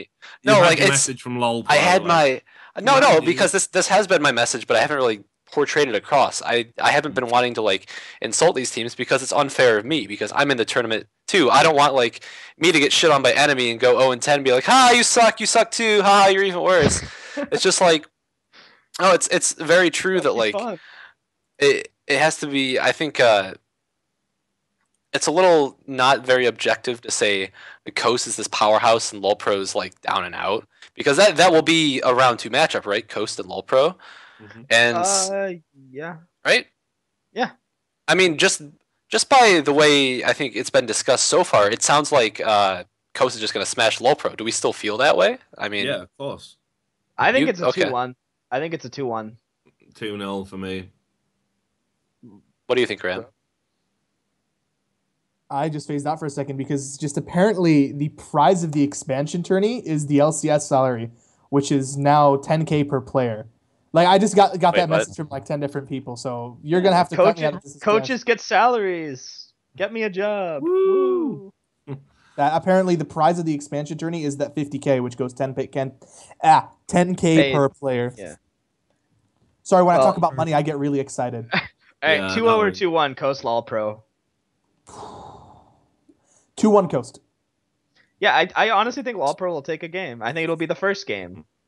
Can't wait to be on the show. I after. think it'd be I'm gonna play devil's advocate. I'm gonna say 2-0 LoLPro. What? I'm gonna make a bold prediction. You guys are being Dude. too unfair to LoLPro. I know I what's think- been going on, right, Josh? No. Right? You've been Is there taking more a lot of collusion? acid lately and a lot of mushrooms, and Oh my that's why God. you painted that mural in your room of the elephant playing the trombone, because you're just fucking high all the fucking time. No. If you think LOL Pro are gonna beat Coast, dude, come I'll eat a No, sock- because I'll eat a we've been having sock this if- discussion, no. right? But in my head, I really don't agree with a lot of this perception of Coast being this unfathomable beast compared to low pro. I'd love to shit on Coast. I'd love to. They came out and said that, I was fucking wrong about, their obvious transfers that were going on, and like I'm just here to offer. I'm just here to offer a dissenting opinion, Richard. That's I will eat fine. a sock if LOL Pro 2 owns Coast. I will I will come back on. You'll eat a sock? Oh my god! I will come back on this you show. are ridiculous. I misheard you for a minute there, Kubz. I was going to agree, and then I realized you said sock, and it was less funny. So yeah. No, the thing is that I don't actually think that LOL Pro is going to get shit on. That's why I said 2-1. I think it's going to be 2 close games and one-sided game. I'm saying I'm not picking which game will be close, which games will be one-sided. I just think that 2 games will be close, 1 game will be one-sided, and Coast will end up winning. I mean, in my perfect world, all 3 games are hella close, go down to the wire, And that would be an exciting series, and I think it's possible. I just think Coast is going to be so well fucking drilled, dude. Like I just can't see them even dropping a game. A team that has everything to prove. They literally have everything to prove here. But a big problem with Coast, they play so disrespectful that if you catch, it's everything to lose against everything to lose really against nothing to lose, in my opinion. For obviously, there's a little bit to lose for some of the low pro players, but I think most of this roster is young and talented. That they're going to have opportunities down the road. No problem. Both these teams have a lot to prove. Let's not also forget that LOL Pro had a very disappointing performance, and I'm sure they'd want to prove something. And you talked a little bit about nerves. Maybe the nerves will strike back. You've got some veteran players on Coast, whereas on LOL Pro you don't really have that many. You have maybe. I guess you could make an argument for 2. You got 1, but you might have 2 if you count ThinkHard a little bit. Okay, so final game that we'll talk about, and then we'll cut to a break, and then we'll deal with all the gossip, and we'll all go to bed and pretend that the show never happened. So I want to talk about Enemy Esports and Noble Truth. Definitely want to just slip that in there. For some people, you may know Enemy Esports as the Caxon 5, right? Because obviously God is playing for them. But I watched this game, and I gotta say, very impressed with the support player Body Drop. He really stood out for me over the course of this game. And that wasn't the name. People gave me some notes and were like, oh, watch Cat God, watch Otter, watch Inori. Everyone was talking about that, but I quickly ended up focusing on Body Drop. I thought he had 2 great games. His first was on Brom, and he went 2-1-17. I guess you could say Brom was dropping bodies. That was the meme that was going. But actually, what had happened in that game was Otter had given away first blood. They got caught out, I think. And it was Body Drop who got them back into the game. Oh my god, yeah, that was okay. If we're talking about stupid shit that happened, that first blood was actually the stupidest thing I've ever fucking seen. Yeah, that was that happened. It just fucking did. But whatever, keep going. It blew my mind, dude. Yeah, it was a real bad first blood to get caught out on. But Otter was then behind in lane against the Draven. We all know that is he was playing as a Sivir as well, so we all know how that could have gone. Body Drop was the guy who really fucking stepped up and made some super strong plays. He's playing with Ignite. He fucking super aggressive. Got his AD carry back into it, and Otter went 12-1 that game. But that was mainly down to Body Drop. I think that it was actually not Body Drop playing super well in lane. I agree that Body Drop played well, but it wasn't in lane. It was more just rotating around and making plays off Inori and with Inori in general. But you have to give credit to Otter is that it actually showed that Noble Truth didn't really know how to snowball advantage. And what Sivir's really good at is just auto pushing a wave. Yeah. And just that's more game knowledge thing that you obviously have no idea about because you're you. But but Sivir's actually whatever. I'm just trying to explain. For some people that know, Sivir's actually really good. Sivir's actually really good at reducing an advantage or going into not so great matchups one-on-one just by her sheer ability to clear minion waves super fast and get out of a bad spot. That's kind of what Otter did for a while, and then the Inori gank and Body Drop's big plays came, and it just the advantage that First Blood happened, that First Blood got them, never fucking happened. Basically, is what happened. And then in the second map, Inori had an incredible Kha'Zix game, went 12-3. I thought played Kha'Zix, probably as well as I saw anyone play Ka, which I think only one other person did actually. In this. Kha'Zix, it's not a really popular jungler right now, and he made it work really well. Yeah, he definitely did. I mean, Cat God went 8-2 mid on a Rumble, and Body Drop again had a really solid Thresh game. 1-1, 21 assists, like His kill participation was off the chart. Like yeah. the way he played those two games was really out of his mind. He really controlled that bottom lane and like just hitting his skill shots, and honestly, it was just a really good job by him, honestly, to like bring that lane back with Otter, especially in game 1. Like that lane should have been done. But they were able to bring it back, and I think Body Drop was someone no one had on their radar. Same, and all of a sudden, yeah, now people are like, you know what, this guy is based on that. We need to look at this guy more, and if he has another strong performance, up against Fusion, like that's gonna be the best series to watch this weekend. 100%. I think that's the series to watch. I mean, what I will say about Josh is he's been really, I mean, quite humble about it all. I mean, Fusion are going to be favorites going into that game, but they're not underestimating anybody that they're likely to play. And that's smart. I think you're gonna hate me. I think Enemy might 2-1. I think it's gonna be 1-1. I don't know if I can pick a winner for game 3, man. Like Enemy definitely impressed me, dude. I mean, I still think Fusion have got enough. We'll just imagine Josh is dead for a minute, and we'll just put, we'll then it's 2-0. I actually will refrain from making a but I think Fusion this because I haven't seen Fusion play. If we're talking about like without really any analysis or thinking about the players just playing, I would say that Fusion would win because I actually want Fusion to win. But I can't really make a legitimate smart analysis. But I'm just basing it on MacNoon's stream. So yeah, that's a good basis actually. America. As long as that's happening, you're going to be fine. But no, seriously. So I know, again, I Will Dominate's been a bit upset because we've been super negative, but I thought Enemy Esports were one of the teams that actually came out of the weekend's games with a huge amount of credit. I knew nothing about these players going into it. Obviously, I'd heard of Cat God. That was about it. I didn't know anything about Otter. I certainly didn't know about Body Drop, who for me was probably their standout performer. Inori's one of those names that gets thrown around that I feel like I'm supposed to know it, but I was like, meh, whatever. I mean, Inori's pretty good on Rengar. Actually, no, he's pretty good on Rengar. He's really good on Rengar, but he's pretty good on everything else. Like, I think that he's a good player, but he's just being overhyped a lot. Like, I think that he's good, just not as good as people make him out to be. He's hands down the best Rengar in North America right now. Like, yeah, I'm gonna make that bold statement.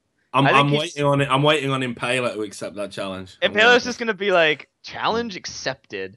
No, but I think whoever wins between Fusion and Enemy will get one of the 2 expansion spots. I honestly think that. Okay. I actually think that Enemy have a good chance, but just they weren't really in my prediction to make it in. But we'll definitely have to see. I think it's fun to say that between those 4 teams, both games are actually going to be close, or at least I want them to be close because we'll definitely get like the best team. And then we also have Cole Black as well that still have to play. And that's so free. No, they're gonna 2-0 like Final 5. Are you sure? Oh, Final 5. I mean it's Final 5, man. Like, I hope they can. They're like, the only thing that concerns me is like Braxis, because if Braxis goes off, like, he got a pentakill on Twitch. I don't think I've ever seen him play Twitch. So maybe if Braxis goes off and hard carries, but I don't see him. He picks Twitch. This Vayne looks really funny. He takes exhaust. No, he takes exhaust every single game. So he'll just like 1v1 level 1 double exhaust. It's so like, Prawley's gonna win mid. Bot lane should win. Kenny should be winning. They should win just out of laning phase, and then they should 2-0. And if they don't, well, then credit to Final 5 for showing up, because they're gonna have to show up. I think the biggest uncertainty of Complexity Black is actually going to be Smithy. Because the last we saw of X Smithy was in the playoffs, the Challenger playoffs, when he was playing with the actual XDG lineup, and he failed to impress. Like, I didn't think that X Smithy was definitely a shell of his former self. Yeah. That's what I've heard as well. I've heard he doesn't look like the player that, was, reputedly one of the best junglers in the scene and, went to Worlds and everything. Apparently, there's a little bit of a ring rust, to use the boxing terminology. Maybe he just doesn't have the, I guess the biggest thing about XDG that was being tossed around is their motivation. Maybe his motivation is just not there anymore. Like, I don't know much about it, which is why I'm a little bit hesitant to really comment on it, but that's definitely a concern that needs to be brought up. I think Xmithy's motivated as fuck to prove himself again. He went from being one of the best junglers, like, in the world to just, like, bottom of the barrel. in the spring split. Like, it was rough. That drop was rough, right? Because he had to play AD for a bit, and then he went back to the jungle, and it wasn't the same. I think he's gonna be ready to go. And honestly, like, you still give him Lee Sin, I think it's still a scary pick on him. I think he'll be fine. Honestly, I think he's motivated and ready to go. So I'm excited to see Smithy back and get a chance to get back in. Okay, We'll right. see. Well, look, I tell you, I think we've covered it fairly effectively. I think that was a real good debate. Actually, that's the best debate we've had about games in the expansion tournament since It's the first time we actually started doing some analysis. Hopefully, we have some preview of the EU matchups we could talk about. I'm looking forward to seeing what Reddit makes of my analysis as well, which I think is going to be fun. Also, hire Kubz, hire Richard Lewis. Perhaps, yeah, it could go that way, or more than likely, it'll be why don't we just get Kubz to host First Blood? I think that's more likely the way it's going to go. But God. Anyway. Yeah, imagine the joys. And we didn't even talk about Tonington's Poppy, but that's probably for the best. Let's rather not. Yeah, let's just. It didn't really work. But anyway, so I think we'll take a quick break. Then we're going to come back and we're going to do a roundup of all of the gossip and all of the stories that have been going on this week. So we'll try and dedicate a good 40 minutes to that. Hopefully it won't run over too long. But yeah, we're going to take 5 minutes break. I recommend everyone watching goes and gets rehydrated, go to the toilet, whatever you need to do. That's what we're going to do. And we'll see you back in about 5 minutes.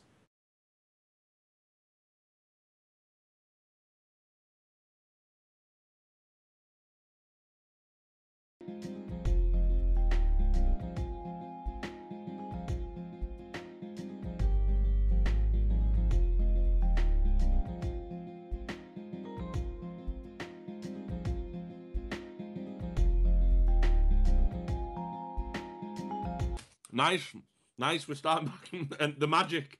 We've gone behind the curtain. I've got a mouthful of food. Ram's talking. Our producer's raging. This is how it works on First Blood. Fuck it. I'm gonna finish my dinner. I'm learning all the secrets, man. Any second now, my camera will go out.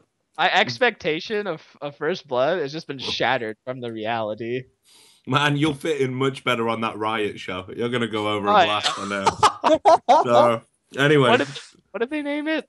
I don't even know what's going to happen now. Like, I mean, but yeah, there will be one. There will be one. It'll be called something like "Why Riot is Great," and it'll just be a 40-minute loop of people in Riot t-shirts, goose stepping, the Nick Allen fighting down the street.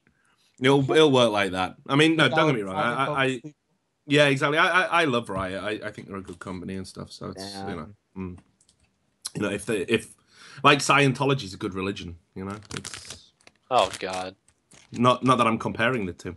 Anyway, there's been some breaking news while we were feeding our faces and rehydrating and everything else. And this breaking news relates to head coaches and how they fit into the LCS system.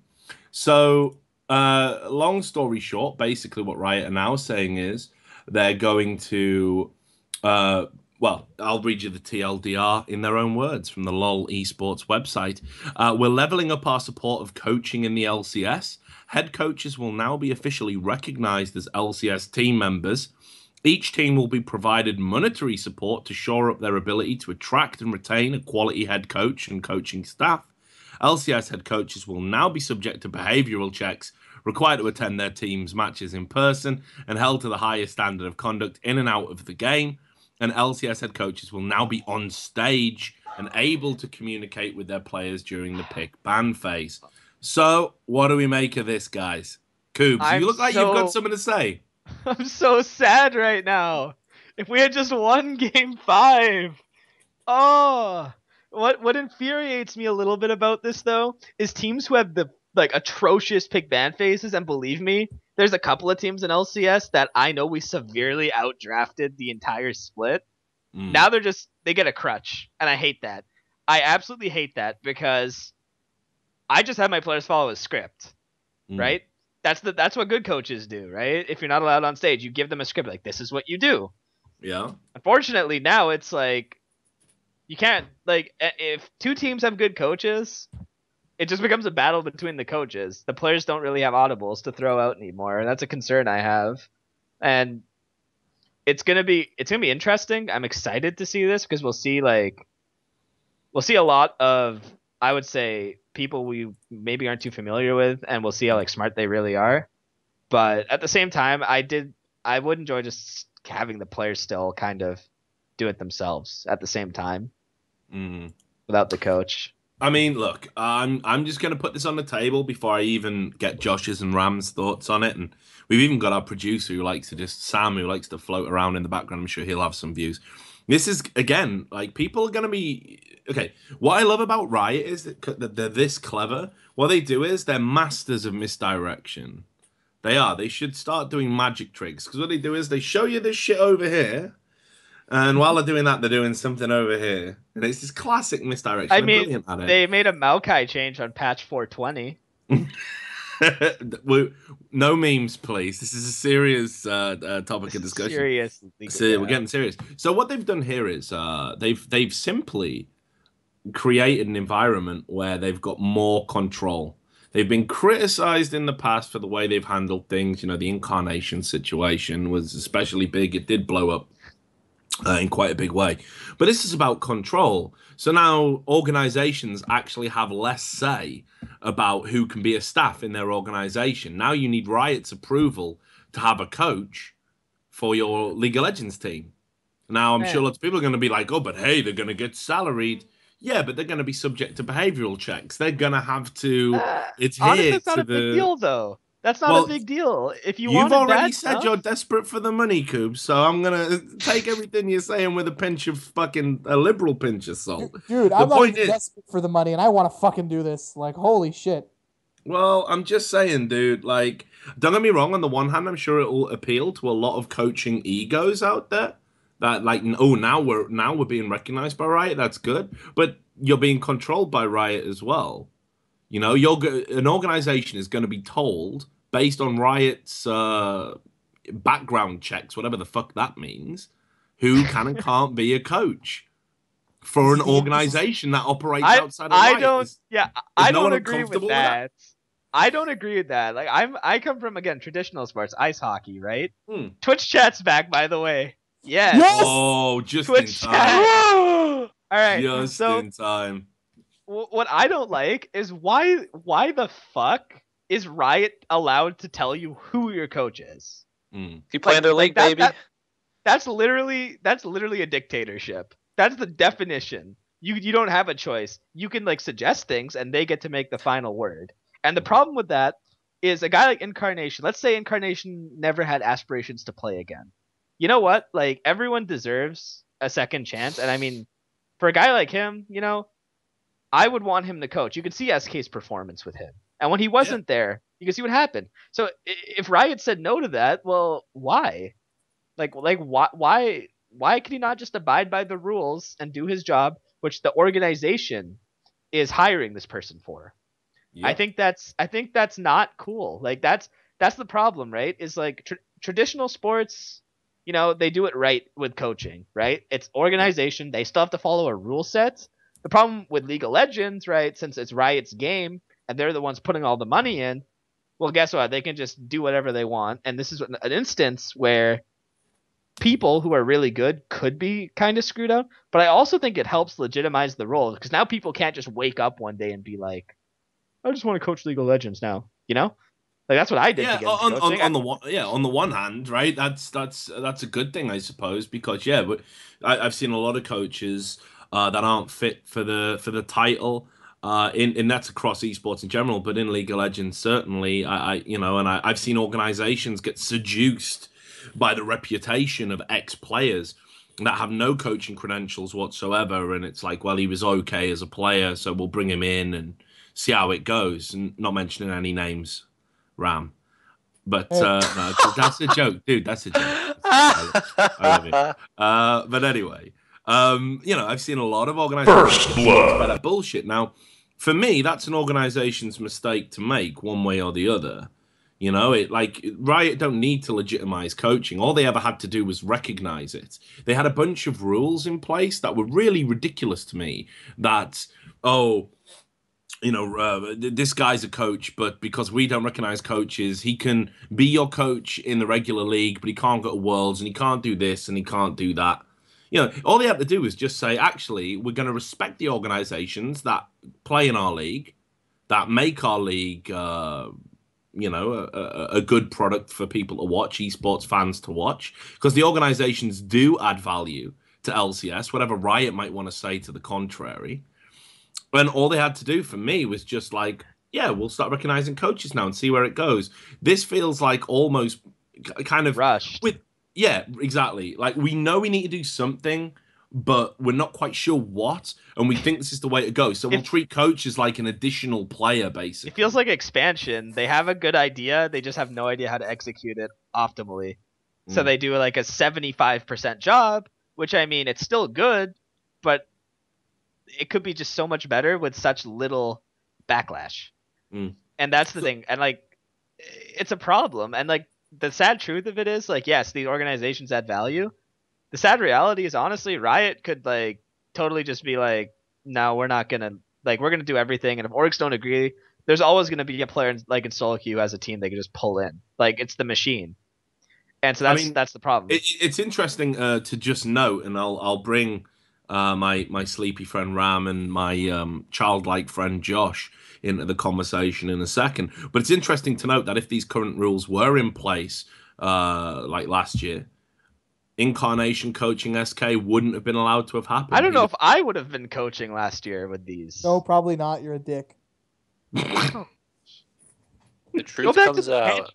Again? Yeah, but actually, Ram, have you ever had a ban for Toxicity? Did I die? Did you die? Can people hear me? No, I think I DC'd. Yeah. No, we can hear you, dude. Whoa. Okay. Everyone thinks you're I lazy. DC too. I'm sleepy, man. I had a long day. Come on. Stay in the game, Ram. Come on. I mean, we're talking about NA, right? I'm sleeping. It's like the opposite. Right. So, no, like this. Have you ever had a ban for Toxicity? Have you ever been... Have I ever been banned? No. Oh, wait. Actually, I have been banned. Have I been in permaban? No. No, not permaban, but you've been banned, right?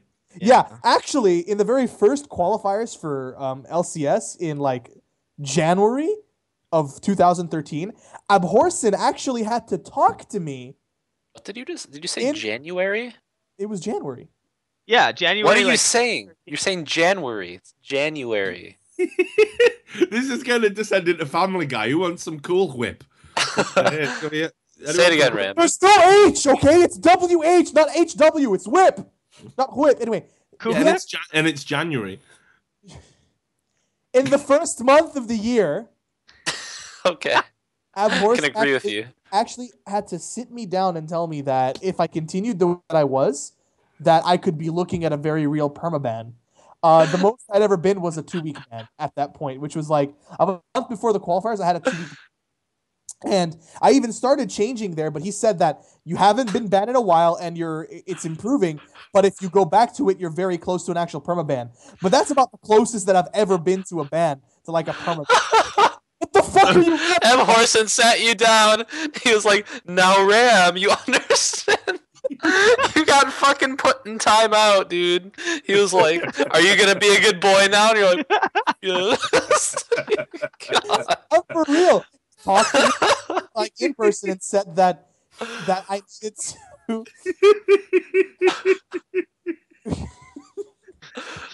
Oh man, Ram with a street cred over here. I almost got banned, dude. Yo, no, but like that's about the goals. And I'm apparently being like broadcasted as a super toxic guy, and I'm not. Shut the fuck up, Kubz. I'm not toxic, like for real.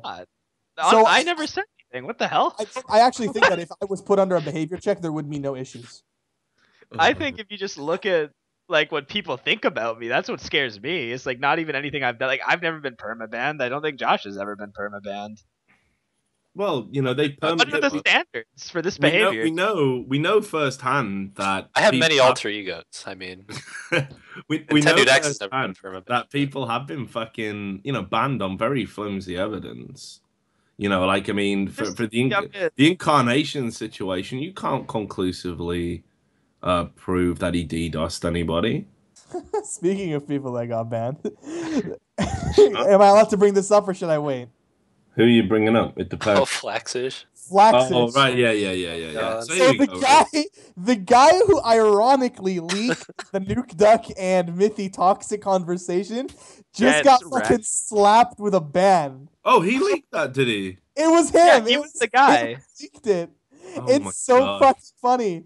This guy, like, I'm thinking about a month and a half ago when I was still playing solo queue, he was the most obnoxious piece of shit that I've ever encountered. Like, I've had to encounter in solo queue. He was really bad, like, about a month and a half ago. But since then, I haven't really noticed anything. And like he even said, I'm on the road to becoming a less toxic player. And then he actually tweeted out after the ban went out, I was too late, boys.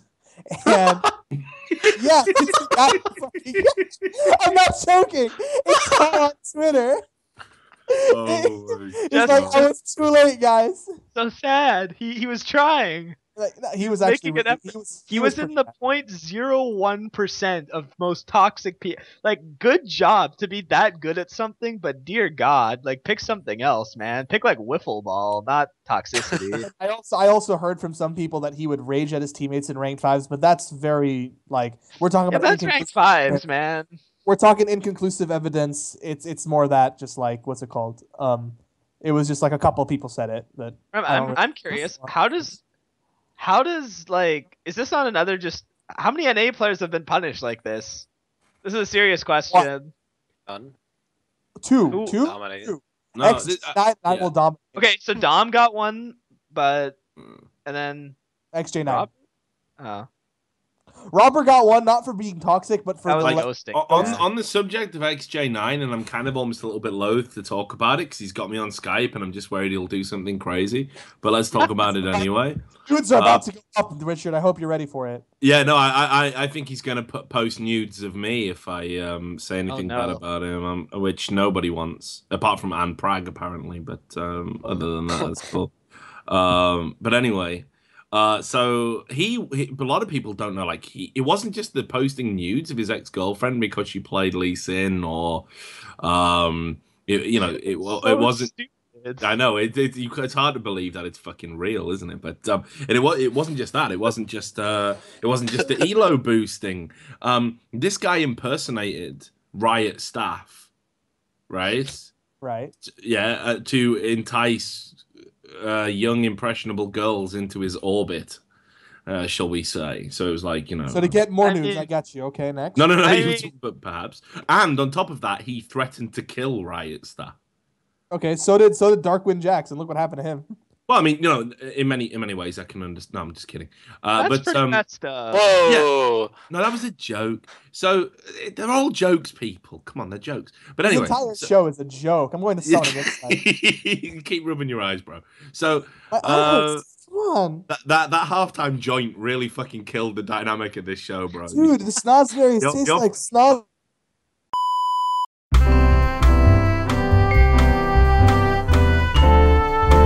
As I was saying, and that's why XJ9 should be unbanned, because he's reformed. He's a great guy. Like, what is I heard Riot he's got doing? a massive dick too. Like the guy's oh my god! Like I don't know. He's the definition of a debt now. Totally not crazy at all. At all. Could someone get this gun out of my face? Like,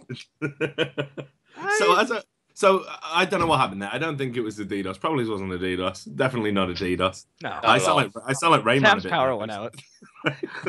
But what about were we talking about before we went down? How EU. Like what I was trying to get at is like I feel like EU gets the short end of the stick when it comes to these bans. Right now, and NA gets away scot free. Kubz, you are on the fucking money here, right? We've talked about this a lot, actually. I know players that have been told in Europe by like the kind of European side of League of Legends and Riot. They've been told, oh, this will be okay. We'll work on this. And I won't name names or anything. And like, actually, you won't receive this penalty. This sanction won't happen. And then NA come in and fucking overrule it. And actually put in place a different thing. There is this, EU is not. They don't get to rule over themselves. They don't like rule EU. NA's like. Well, that's because NA's better than EU. It's just another example. Josh, hey, we're talking about EU. Go to your fucking bed. We discussed this already, man. Oh no, I'm already prepared to go tuck myself in when we start talking about EU. Don't ruin it. Right. So. But this is true though. Apparently, that all decisions that are made across all the regions, it all emanates from the NA headquarters, and I can't help but feel that, and if you were to look at just quantitative evidence, that actually NA players get away with a bit more Everything than their more, European yeah. cousins, you know? Is that just is that just because of like the picture that's painted? Like EU West solo queue, I will say this, I think EU West solo queue is 10,000 times more competitive than NA. It's 10,000 times more horrible.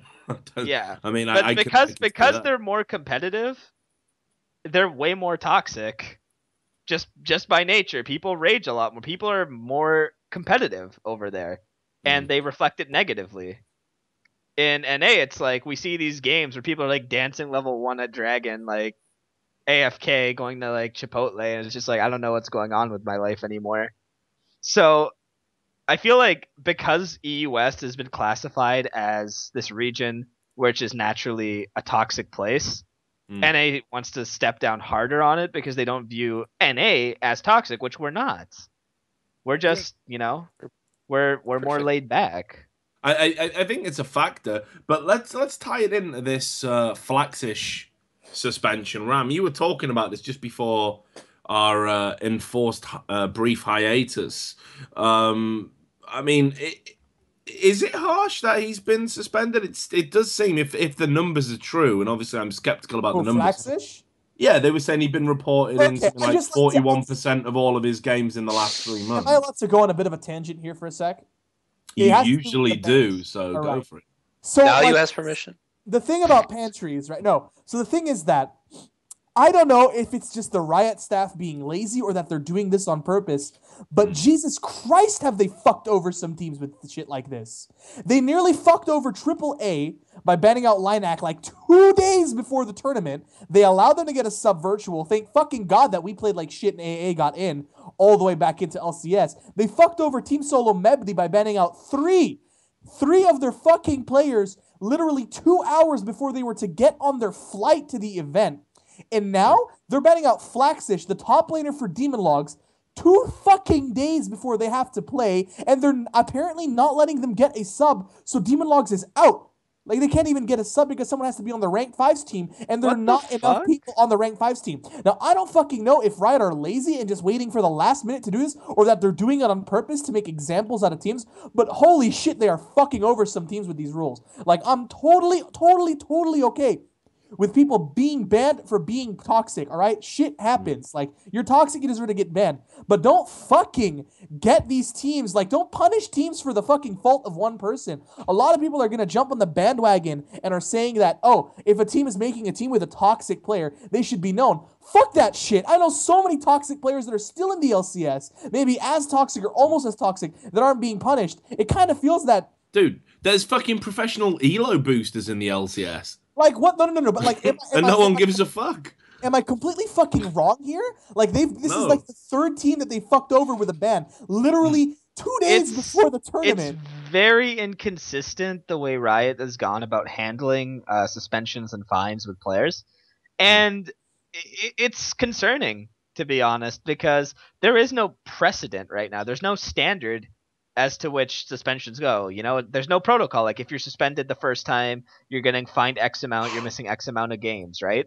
It's very case by case, and I think that's not the right way to approach this, because you're not going to get rid of things. Having the structure there, at least then teams will know what the punishments will be, and they can decide, like, how, if they want this player who's extremely toxic, per se.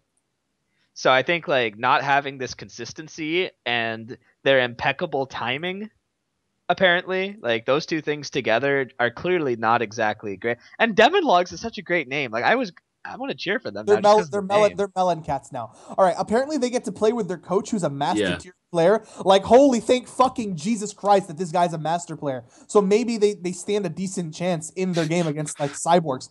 But what if he got boosted to master by his teammates? Yeah, or what if he was using Bot of Legends? But, like, don't you think Riot could do these things just a little bit earlier? Like, maybe be a little bit more prepared? I'm on your fucking side. Like, here's the thing, right? Like, if they can produce the statistic that he was reported in 41% or 31% or whatever, whichever one it was, you know, hang on. In fact, I'll bring up the number because accuracy is important, right? So let me just get you the number in front of me. Yeah, 41% in the last 3 months of all Jeez. games he was reported in. Now, if that statistic can be produced, and he's been reported in 41% of the last 3 months worth of games, I don't know. And you know that he's probably going to play in an expansion tournament. Maybe bring it up last month. It's like, so that Just was saying. you're gonna have Just to fill saying. this, you're gonna have to fill this paperwork deciding. Oh, by the way, your top laner might get banned. Like even like Yeah, maybe, just maybe. more helpful. Don't worry about it. Don't worry about it. Like Yeah, what? but it's really fucking dumb. Ram, It's the I'm with protocol. you. This comes to protocol and consistency. 2 days before the tournament, like They've been consistent. You can't knack them for that. I feel bad, so bad for Julius because like the guy isn't like a fantastic player. He's like, I guess, average, but he's put so much effort. He's so dedicated, and I feel for him because like when we're talking about getting fucked in the anus by Riot, like I'm fucking on top of that list by getting absolutely shit. Yeah, shut up, Nintendude. Like I feel bad for him. There has got to ban be him. Yeah, ban him. There has got to be a better way to do this than 2 days before a tournament. Like they have to establish a rule set on this. Like how long before a Riot sanction event should we warn these teams about these problems? How long before should we make a suspension? And then how long is the suspension going to be? This has to be in place at some point. Like, okay, the example I have from NA is so they banned Dom for a year when he was with Josh is dead. So they banned Dom for a year, they gave Dig time to find people to replace him, right? Like they were able to move Crumbs down, get Kiwi Kid. They had a couple of months. Yeah, they had time. Yeah, what if Dom had been working with the team up until the first week, and they're like, "JK lol, like you're banned." Yeah, like if you know that what I mean? happened, like what the fuck? And I think that was really like that was the right way to do it, to give that time to the team before the event and allowing the team sufficient time to make that decision.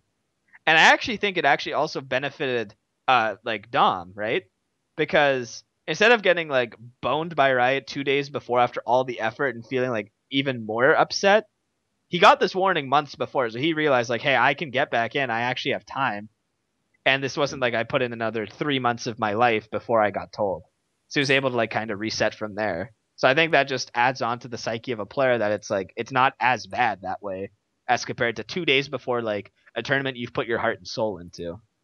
I mean, it basically fucks over with the remaining players because they feel like they're getting punished for like in a way that's something that they should have been prepared for. But I mean, it's Riot though. If Riot wants to make the rules and Riot wants to be this like incredibly like North Korea overlord and control everything, they have to have the responsibility to make sure these teams know about it, right? Like if you want power, you've got to have like, okay, with great you guys power, are drawing some conclusions here tonight. Oh man. With great power comes great responsibility. If they want the power to control everything, they have to have the responsibility to make sure that no one is getting fucked over because of their just for the record, they don't give a fuck about just for the record, I product, think the ban's warranted based on those numbers. I completely agree with the ban. Warranted, but I mean, over 3 months, there has like, you agree that there was definitely a way they could have been aware of this potential possibility. All they've got to do is say to him at like month 1, month 2, like if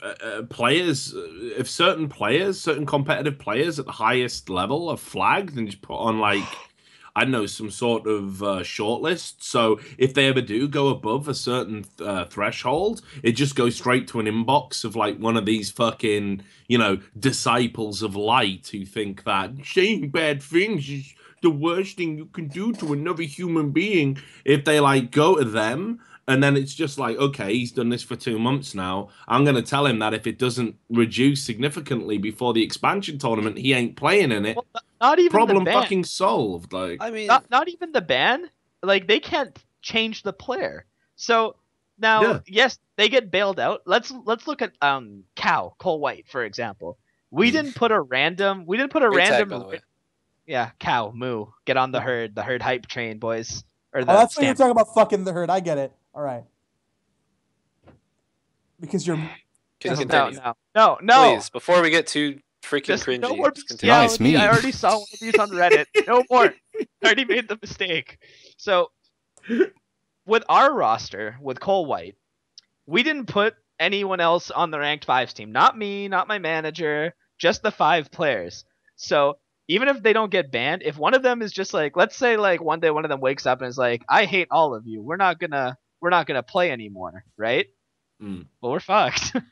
So that's a problem with Riot. Like they can't they get lucky in this case because this team took the precautionary steps, right? But what if a team doesn't take those steps, right? What if there's no expectation of this? Like I don't need to be on a ranked fives team. I'm trash. You know what I mean? I mean, like isn't that like kind of part of the? I mean, Riot can't be responsible for saying you guys should have 2 subs. I mean, it does. It I just like, put, dude, like, they do. Dixon They on do. my fives team. They can definitely fuck teams over when they do that. Yeah, But you you're can't right, say you're like, right. I only had 5 players on my ranked fives team, and my fucking support player tripped down the stairs and he's in the hospital. I should be able to use a sub. Like, shit just happens sometimes, man. Yeah, you're right, right, dude.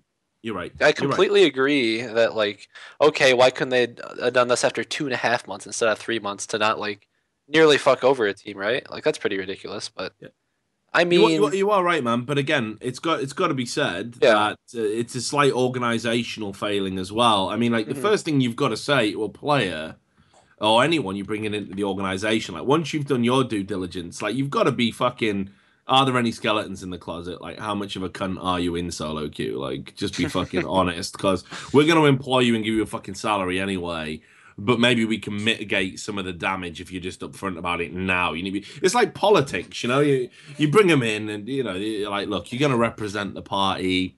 You know, how much do you spend on cocaine, hookers? Like, we got to know all this shit so we can get on top of it. You know, we've all seen House of Cards, right? So we know how it works. Yeah. So. You know, it's definitely an organizational failing as well. But I think I think this is the point Ram was trying to make, maybe he didn't express it quite so well, is that there's definitely an air of a Riot deliberately leaving it this late so it has the most impact to make examples of people, and that frankly is pathetic, petulant, and spiteful. And nobody should be okay with a league commissioner or a league, you know, a league body operating in that fashion. You know, you can't just sit back and go, yes, giving it to fucking Mr. Burns, right? Like, you know, like, yes. Now, 2 days before the tournament, we shall tell you about all the things you have done for the last 4 months. You can't do that. That's fucking bullshit. You've got to be an adult about it. You can't act like the same petulant children you're trying to discipline. And Riot do this all the fucking time. That's the problem, I think. For me, anyway. Okay. And I just wanted to do a Mr. Burns impression, really. You really that was good. I liked it. Thanks, dude. Smithers. All right, let's move on to the next thing. The patch 420 notes have come up, and now the Riot have a patch that, like a change that I fucking agree with. If you die while you have red buff onto the fucking monster, you keep the buff. Fuck yes, I can play professionally again. Are you serious? Is that what? It's Hey, the fucking patch notes. I didn't want to say anything, guys, but look at the jersey he's wearing. Start those rumors, Reddit. Yeah. Ooh. But no, is that a real game change? Are they really doing that? I didn't know. They're making it so... Really? If you die with red or blue buff to a neutral, you keep it when you respawn? Yeah. That's what I read. So... Fuck is that? Like the... Here you go, Brokenshard change? Like, that doesn't make any sense. Why would they change that now? Okay. No. Because the Season 5 jungle is going to destroy lower level players. Riot wants to give them an aid, maybe. I don't know. That's just my thought process. So they want to give Brokenshard an aid. What if like a young Brokenshard starts playing League of Legends and doesn't have runes and he dies to the buff which he gets? He's going to be sad if he doesn't have buff, you know? Does that apply to like the random freaking smite buffs you get from every monster now too, I guess? God. It's like, you stun every 5 autos on neutral minions. Congratulations for smiting. Let's give you a buff. Like, I don't understand that. Fuck solo queue, man. Like, that's a story for another day. Are the Brand and Maokai bot lanes that are going to be coming. I'm back, boys. I'm fucking back to pro games. This is the pits. That's a really shit change. I can't even be asked. Callista's coming out. She looks nice. Good champion. Mm-hmm. My question is, okay. Yeah, go on. What's your question? with the suspension stuff, what's gonna happen with? Okay, so SK is delaying this announcement on their roster, which is like we know for Givens like the AD, and their mid laner is what the fox. Apparently, what the fox. But is that hinging on an Incarnation? So ruling? so this is one of the things we want to talk about. So I'll bring it up. Okay, SK Gaming, they have basically signed. It's not been made official in the sense that they've announced it, but it's official in the sense I think the paperwork has been filed. Forgiven and What the Fox have signed for SK Gaming. There was a delay in being able to announce because they actually wanted to announce it earlier. And what was holding that up was What the Fox, apparently, again, Toxicity, the behavioral team at Riot were having a good long look at his past and were like, we don't know if we're going to be able to approve this. And then they took so long over giving approval. And then they said, okay, he's in, and with a warning. He's in, but with a warning, he must never say anything bad ever again because, we can't have people saying bad things. Yeah, well, just about anything, because apparently, it's a candy land. That's how we have to treat League of Legends. They agreed to it. Then I wrote up what I announced it and was like, guess what? And everyone flamed me for going, lol, Richard, it's not everybody knows this is happening.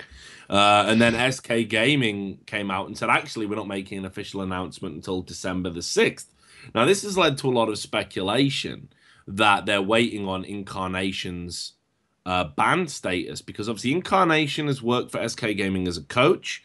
We all know that the Riot behavioral team are having some big meeting in December to talk about pros with bans and outstanding bans. That's going to include guys like Mithy and Nuke Duck, who, even though they said it's only a 6-month ban period, it's not a guarantee they'll get unbanned in the next year. It's looking good for them, but it's not a guarantee. They're going to analyze their current behavior in solo queue and other mitigating circumstances. But right at the top of that topic of discussion is Incarnation. Again, XJ9 contacted me recently and was like, am I going to be talked about on that list? And I'm like, nah, dude, you're fucked. Like, it's not, it's never happening for you. Like, but for Incarnation. Don't go down that road. And the show's off again. But for Incarnation, there's definitely a discussion that needs to happen. Now, a lot of people think this 6th of December date is waiting on the outcome of that meeting because maybe Incarnation will replace What the Fox, who I presume, given that the paperwork has been filed, will be just bumped down to substitute. Okay, let's say in this it's safe to say Forgiven's a done deal though, right? That's the assumption. Okay. How strong is this roster compared to the roster they just had? If you put in What the Fox and then if you switch him with Incarnation, how comparable are they to the summer split team that we just saw with Candy Panda and Jessus? Yeah, much stronger, right? I think What the Fox isn't necessarily much of an upgrade from Jessus. That's me, just all due respect. I think Forgiven is, if he can curb his here's the thing. He is a step up from Candy Panda, I think. Potentially, just in terms of raw talent. Mechanically, yes, but like the last split he played in LCS, what I found really astonishing is he had he had the most gold per game in the spring split, right? He had the second most gold per minute, only behind Reckless. He had the lowest KDA for an AD carry out of every AD carry that entire split. So I'm confused if he's playing Farm Simulator 2014, just like killing creeps, or if he actually does anything. You mean he actually just played Caitlyn every game, right? Yeah. Like, Forgiven puts a lot of what he says about winning lane, when in fact Copenhagen Wolves played a lot of winning bot lanes every game. So that's kind of concerning to me. Wasn't he not the guy where you just ban Caitlyn and first pick Lucian and he has like nothing left to play? Well, that was the plan against Forgiven. Yeah, that was the plan. That was the plan against Forgiven. So my concern is, okay, so we have this guy who farms a Storm. He has terrible kill participation compared to every other AD carry in Europe, and he's replacing Candy Panda, who had the second highest KDA in Europe. Here's the thing, though. I mean, I think it's very different entities. Candy Panda and SK and Forgiven and Copenhagen Wolves. I think you only need to look at the direction both teams went to realize. I mean, look, we've had Candy Panda on the show. I'm a huge respecter of his ability. I just think in terms of mechanics, Forgiven's a stronger player. And I think when he feels more comfortable with the team around him, which he's undoubtedly going to do at SK, he's going to be a very aggressive player. Actually, I think you will find that this new look Forgiven, this one that almost joined Curse before Piglet became available, is going to be an absolute monster and definitely a player to watch. So I think it's a little bit of an upgrade actually. No disrespect to Candy Panda. I hope he's not upset about that. That's just my opinion. A lot of people say my opinion don't mean shit. Now, what the fuck over Jesus, I think, is no, actually, I think Jesus is slightly stronger. Talking about developing talent, though, What the Fox is a perfect example of, I guess, developing talent. Yeah, and that's fine. Look, Josh is suffering, but what he doesn't realize is that his camera's not on. So it just sounds like some rude ghost. There's just sounds like a Snorlax, dude. Yeah, exactly. But when he gets his camera on, I guess the yawning will stop maybe. But and we'll go with some visual humor instead. But if they can get Incarnation, and I don't know. I mean, Incarnation has said that as much as he wants to play in LCS, he still would want to play with the right players around him. I don't know if necessarily SK Gaming's that team. One of those players, right? Yeah, absolutely. Him and Reckless have a spiritual bond. I think they both. So Fnatic is the other option, assuming they want to keep Reckless or not, as the case or might not. be. Yeah. So I'm I think Incarnation SK. I'm not too sure if that's even a reality, but if it is, if Incarnation went that team, then holy fucking shit, there's a cat among the pigeons, because this guy is the fucking best. Like, straight up, seriously. But people say, oh, you can't judge too much on solo queue. This guy has proven through his coaching that he's got an incredible mind when it comes to the game. But not only that, he's proven time and time again he can get to the number one, literally the number one spot on solo queue. He's done it several times. He's done it in the least amount of games, actually, of any player. So I don't think. I think Forgiven, just getting Forgiven and What the Fox, right? Here's the thing. Okay, so I'm just gonna drop some shit that I happen to know, which I like to do on the show from time to time. So to give you an example, I don't think that Incarnation will go to SK, and if SK are delaying making an announcement based on that, I think they're being a little bit foolish, because he will have way bigger offers. Way bigger offers. To put it in perspective, Team Coast had a meeting with Riot before they picked up Jesus. Oh, Team Coast, bigger offers. No. But I mean, right, when I say bigger offers, I mean right here, right now, in terms of money. How much do you think they're going to would have paid him to go out and play? And they had a meeting with Riot staff and basically asked the question: is there any chance of Incarnation getting them banned in time for expansion? They had that conversation before they acquired Jesus. So CLG Incarnation confirmed. But here's the thing. Incarnation could go with the reputation he's got for being a good player and a great mind about the game, and actually a really good person to have around your team. Everybody on SK's only got good things to say about him. That's not a fake. That's not bullshit. That's not like everyone in CLG going, no, we really love Seraph. And then it's like, well, where is he, guys? Why isn't he in the he's in the corner. He's in the I thought you were looking at him. Wait, I thought you were paying attention to him. Where'd he go? It ain't bullshit like that. It's legit. They had a lot of love and fondness for him. But this is a guy who, if he does get him banned, he's going to spark a bidding war, I think, the likes of which we won't have ever seen in League of Legends before. And rightly so, because this is a fucking unique talent. A lot of people say I'm, a dick rider of his or whatever, and it ain't like that. In fact, you can go back and look at my earlier shows, and when it was first brought up on an episode of Trash Talk that he should be unbanned because there was no evidence, I was like, fuck this kid, fuck him. But the reality is, he's probably one of the, if not the greatest player in the European region. How great would it be if he got picked up by Robert Morris University? No, I'm just something trollish shit. Went to a collegiate team. That'd be the greatest thing. Kaboom! That would be pretty funny. I don't know. I think what I'm curious about is you're putting Forgiven into such a strong situation, how he's gonna respond and how he's gonna perform with that team. Because like I said, his lane dominance is unarguable. Like it's not, you can't argue how dominant he was in lane and how strong he is as a player. I'm just curious to see, how good he can really be with the SK roster. Yeah. But I think why is Ram's bedroom just turned into a soup? Yeah, I know, right? What the fuck just happened? Wait, what? I'm just sitting back on my chair. I'm surprised. Dude, we can't even see you. It just literally looks like in the background. There's I'm literally expecting a tramp with a needle hanging out his dick to roll out of the duvet in the background. That's my bed. There's just shit on it, like clothes and. Come on, Ram, you're better than this, right? Do you think Incarnation will just go play for Kaboom since BR over EU? I have had a very long day. Okay. So look, we'll move on from SK Gaming talk. What else was there on the list? You see, you're the guy who wants to stay up and preview Europe, and then Josh will be doing what you're doing in the dead child's bedroom in the ghost house. Need a second to slap myself, dude. Ugh.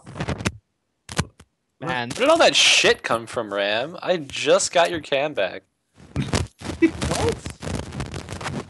That's just like my fucking room. I keep it a mess. You keep it a mess. Just spruce it up a little bit. It's work. Like every day, it's not messy enough. He throws more clothes onto the bed. All right. Okay. So yeah. Ram, you broke your mic. Yeah. Oh, can you hear it? Oh, it's train wreck day on Twitch, boys. Let's get Christy plays out here as well, and we can all have a fucking party, right? Oh my god, those tits were disgusting. Jesus Christ. Can we not? You do understand I'm resisting the urge right now to say some people have said the same about yours. But I'm not going to. Oh. Because that would just be cheap. I know, but I'm not going to. What about, weren't we going to talk about LMQ, Popstar, Adrian? Oh, yeah, we were. How do we all feel about that, Kubz? You're in the hizzo. I like Adrian is a cool dude. Like, he's really chill. I'm curious as to why LMQ picked him up, honestly. That's the biggest question mark I have is why him?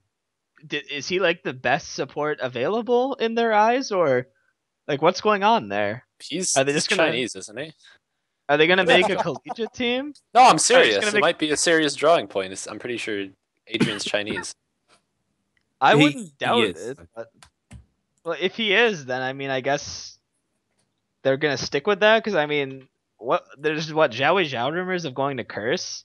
Mm. He's the only one from LMQ who's still here. So if he's staying with LMQ and not going to Curse, right? And they want to build a team around them, you're gonna need players who speak Chinese. When I was doing my off-season investigation stories, and sorry to interrupt you, there was some talk about Zhao and CLG as well, actually.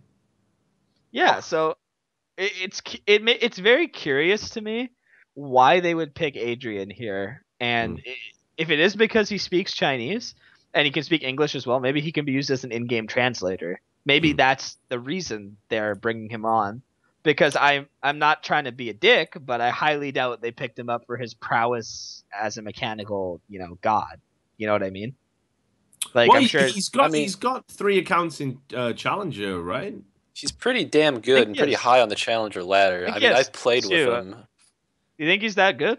He's good, but I wasn't expecting randomly get picked up by LMQ good, Yeah, usually somebody that does that. Player. Somebody that does that kind of has to prove something first. And as far as competitive play, he's played with really just the XDG squad who lost a teammate in the playoffs of last Challenger split, and that's about it. That's about all he's done outside of solo queue. Of course, he went on to go to RMU and stuff, and that's cool. But then randomly getting picked up by LMQ, it's just all very random. I don't know if it was political. I don't know if it's because he's Chinese. Obviously, he's a really good player. Nobody's doubting that he's a good player. It's just that it's very weird to just him to be the first acquisition. I don't know. So we've not really touched a lot upon that. There was a couple of other relatively meaningless discussions, which I guess we don't need to go into. Like, for example, 95% of League of Legends players receive no punishment because they're not toxic. Which that made me laugh, but I guess we won't go into that. Talk about the EU expansion. No, dude, because you're not in it. Look at you. You're fucking. I'm here. I'm here. I'm here. You look like a mole that's just come out of the ground. Like you. I'm just okay. Okay, I'm sitting. Okay, I broke the chair. No. You're tired. I respect that. I work hard as well, Ram. I actually did want to say the curse situation where they aren't attending IEM. Yes. I did. Oh, I just said that actually. Right. So I'll tell you what. Let's end the show on that. And here's what we'll do, Ram. Here's what we'll do. All right, I'll make a deal with you. Me and you will do our own just random EU preview of the expansion like before it starts. We won't have Josh on it because you'll see Europe? us in an okay. I heard Europe. I'm going to bed. Yeah, we won't have Josh on it. And anyone else, indeed, Kubz, you're more than welcome to join us for that. But let's talk about this Curse thing. So Curse, just for those that didn't see the news, Curse released a post a bit earlier today, which was, let me just get the title right. Was we respectfully decline. Now, I thought this was kind of interesting because they were obviously nominated for IM Cologne. They were very proactive in saying, vote for us. They put stuff out on social media saying, vote for us, vote for us, vote for us. And while I get that they did all this before Voyboy announced he was leaving, the reasons they give in the post they've made is talking about, Quaz's first trip abroad, which would, impact on his P1 visa. They're talking, obviously, about Piglet's visa as well. Well, these were issues that were in place before they were even nominated for the voting. And they went out and tried to curry all this favor and get all these votes. So I've got to say, what the fuck were Team Curse doing? Well, maybe they didn't want to go to IEM to ruin their 4th place, right? They wanted to continue with the prophecy. I don't know. Like someone made the point that they have the what's it called, the subs to choose from. Like they could at least field a roster to pull out the super hype bot lane, but I think that there's a bit more to it that we're not seeing than just they didn't have a mid laner or they didn't have a top laner. Like, well, I think San Jose was the one they more so but they put so much effort, for. Like they put so much effort, like Richard said, into getting in, and they're just like, yeah, we're in, see ya. But now they got into Cologne now. I think that's the big difference is they put like all their time. Like they had like Nijaki come back and make like a video saying vote for us for San Jose and stuff. Yeah. And like for Cologne, Jackie made a vlog and he's doing finance in New York. I watched it. It's good.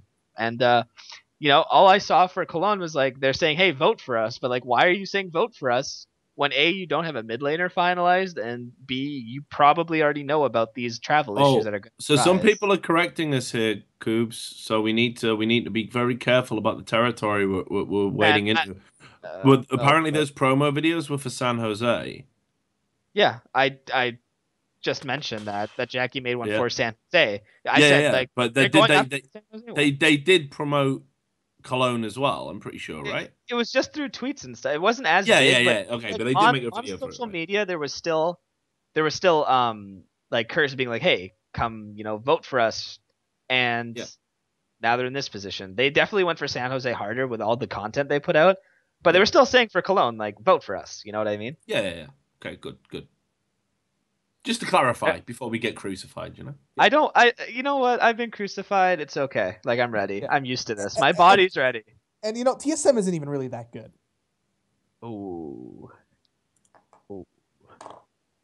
Just wait for it. Wait for it. Yeah. Just waiting for it. So I got my cam froze again. God.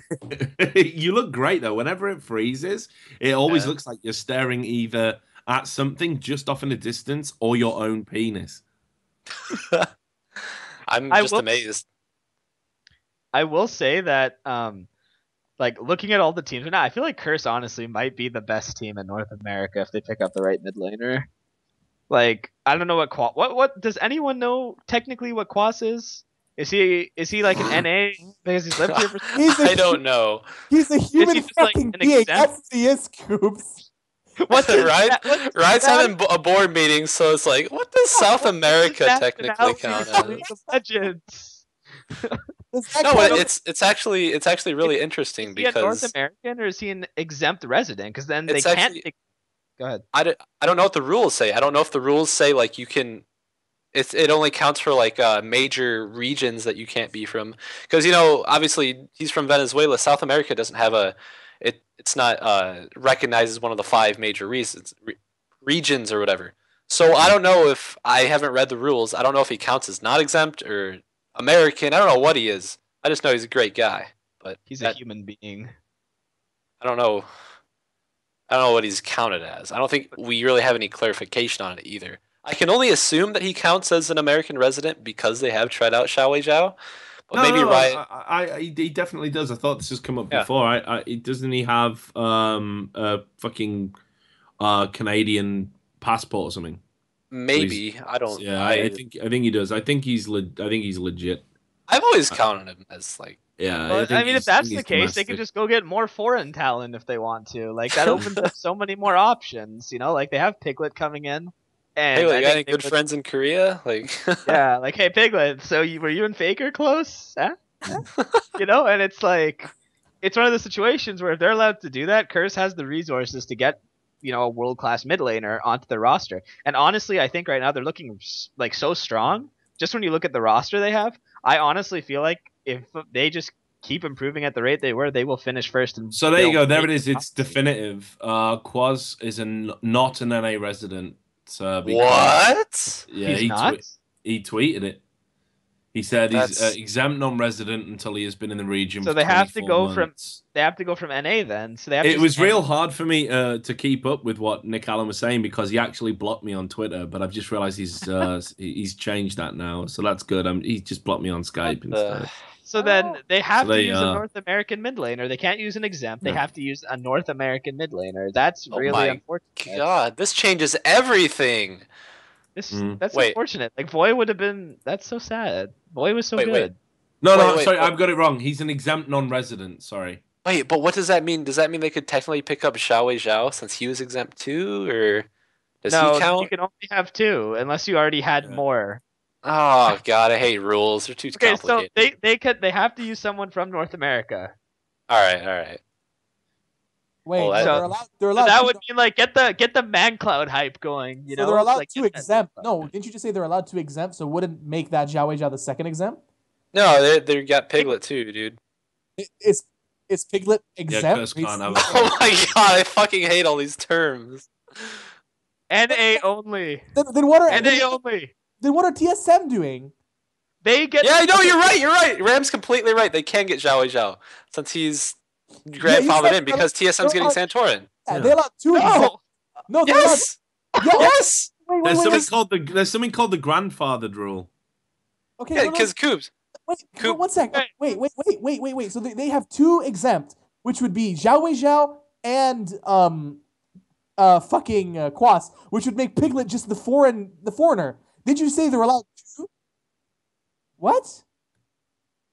Oh my God! I'm so confused, man. The production. We are not the right show for this, are we? I was going to say this is why people watch Summoning Insight. This is from Anprag's article. Right here in a nutshell. Curse cannot go for an exempt mid laner due to Piglet, and any exempts on Curse are immediately counted as foreigners if you bring on another exempt.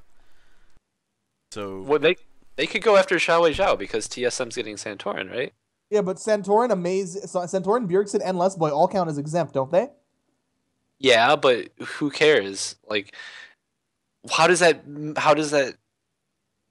I don't understand how that would change anything. Okay, guys, you can. I got it. You can have as many exempt as you want, unless you have a foreigner. You cannot have more than 1 foreigner and 1 exempt. All right, you can have 5 exempt non-residents, like 5 Santorins on 1 team, but you can't have 4 Santorins and 1 Impaler.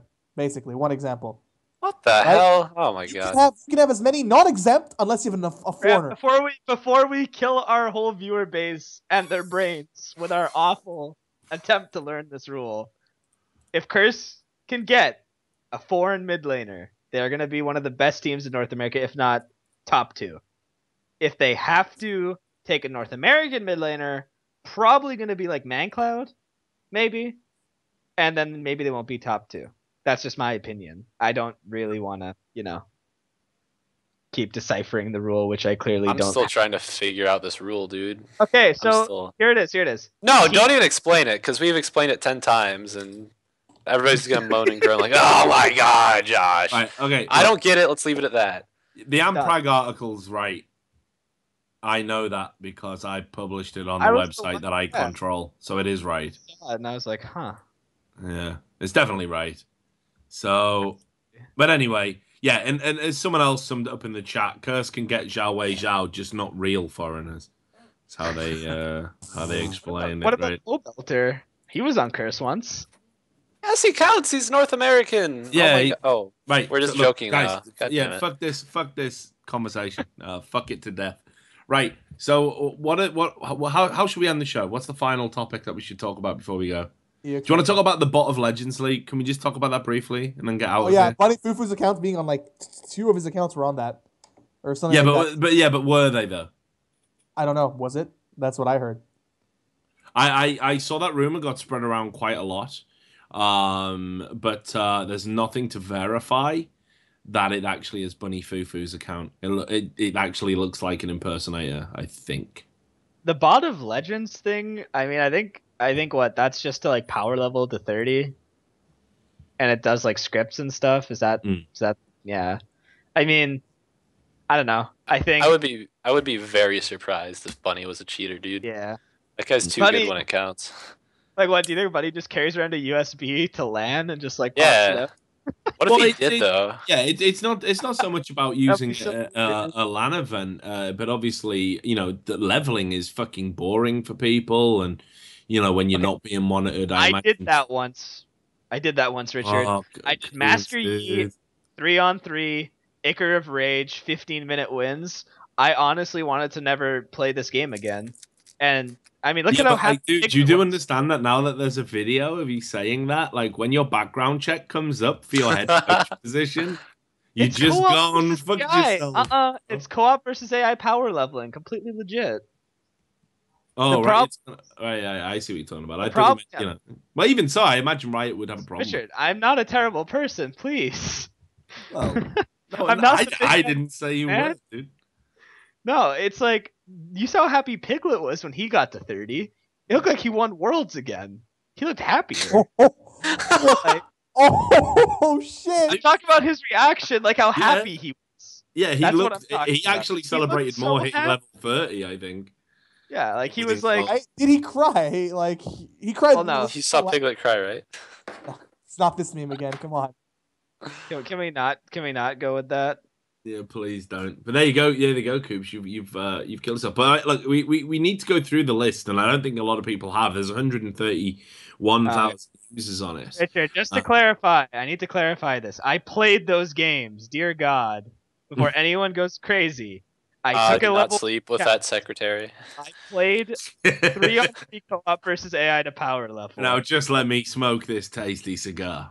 Last thing I need is another fake story out there. Yeah. Please. Well, it's gonna happen now, dude. You're your own worst enemy sometimes.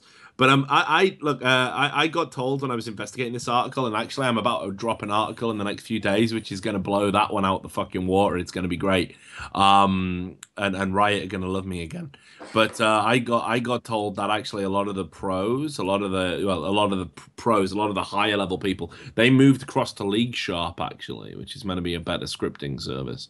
Ring any bells, Nintendude? Wait, what? No, nothing. I'm just asking. No, can you restate that? League Sharp. League Sharp. Have you heard it? Heard of it? I've never heard of League Sharp. League Sharp. SHARP. Like a sharp knife. It's a scripting service. No. Yeah. Well, are you implying I'm a scripter? Well, I think anyone who's watched your stream would know that's not true. Okay. Pwned. Ouch. After you've died to the Azingy Cheese 3 games in a row. But you have selective stream watching, goddamn. Yeah, No, you do. You really do. You're awesome, dude. But the reality is that apparently that's a preferred service. I don't know, and if we were able to gain access to those records, which apparently we never will be able to, there would be some people on there that might surprise a few people. I don't know. Yeah, I wouldn't be surprised. There's a lot of high elo people that I'm kind of iffy about that do it. I'd like to see if they do. Someone talked about AnyBot being on the bot of Legends leak. I didn't see that. I literally haven't had time to go through it, so I don't know if that's true or not. I think there's a doubt lot of it. people. I doubt it, but I think there's a lot of people that play like niche champions that it really wouldn't surprise. Just because a lot of these niche champions, like, you need to be perfect with, you know? Like So comes to mind. I guess that debate went nowhere. So it's a good enough time to introduce the show's new sponsor, which is League Sharp. No, I'm kidding. So no, look, I think we should probably kill the show. We're definitely not going to do the EU promotion. I got Ram, scrims to go to, Richard. Dude, you know. I I took know. I'm cocaine. sorry, guys. I feel like so. Just a couple of legit announcements before we do go. I think me and Ram, we got invited to cast a game tonight, which was like LOL Dads versus. It was LOL Dads versus Too Old to Be Dads, or something. Communities, and I was like, yeah, I'll totally do it. And then they were like, it'll be at about 2:30 a.m. your time, 3:30 Rams time. Jesus. I don't think it's gonna happen because I'm just looking at Rams' bleary little eyes, and I think I'll go do some cocaine or something. I'll be fine. well, we might need How do you get away with saying that? What if they background check you now? Rams never gonna be part of LCS ever again, is he? He's out. I No, will that's have you. I will Wipe have that you nose, know, Ram. I will have you know. Will have you know that I have actually nothing to let you know. That's it. You're Yeah, I was right. gonna say, Richard's right all I'll along. never. I actually don't want to say anything. Like, there's some shit in the works right now, and I could very well be a part of LCS next split. I'm just not gonna fucking say anything. Look at the jersey. Yeah, well, you know, we'll both do cocaine, and that's fine. But the real announcement, the important announcement, is that sadly, due to events beyond our control, we're going to be temporarily, I hope, losing a host, which is Ram's just been indicted on drug charge. No, it's Josh. Josh needs to focus on his playing career right now. His team came to us and expressed some concerns that the show was interfering with his ability to perform. So Josh is going to take a 2-week break, I think it is, actually. Is that right? So just to shed some light on this, I obviously had concerns too going into this. Obviously, playing in the expansion tournament, I got involved with First Blood way before I did with Team Fusion. And Team Fusion, this has been the opportunity of a lifetime, really. It's probably the best chance I've gotten to get into LCS in a while now. So that's awesome. So unfortunately, I think it kind of conflicts with me practicing really hard these next 2 or 3 weeks in hopes of winning expansion and getting back into the LCS. Hopefully after that, I will be able to be back on First Blood, or maybe we lose out and I'm back next week. I don't know. But for short term, I have to focus on this because this is my goal. This is everything I'm striving for. Yep, and we fully support that decision, Josh. I got to say as well, I thought your Team Fusion, they were incredibly professional about the way they actually broached the subject. Usually, in my experience with organizations, what would happen is it would be like, "Well, he's our fucking player, motherfucker.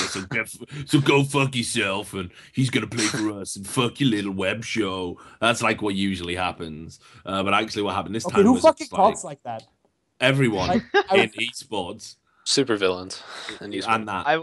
I will say this: if we get to play Fusion, I'm happy we get to play a good version of Nintendude who's applying his whole heart into the game instead of rather than the First Blood diluted version. Yeah, exactly. It takes so much out of him sitting there every week I've got to say, man, like applying all that time, like even this 4-hour block, for example, man, that's a set of scrims that you're never gonna get back. So I think it's awesome that Josh is.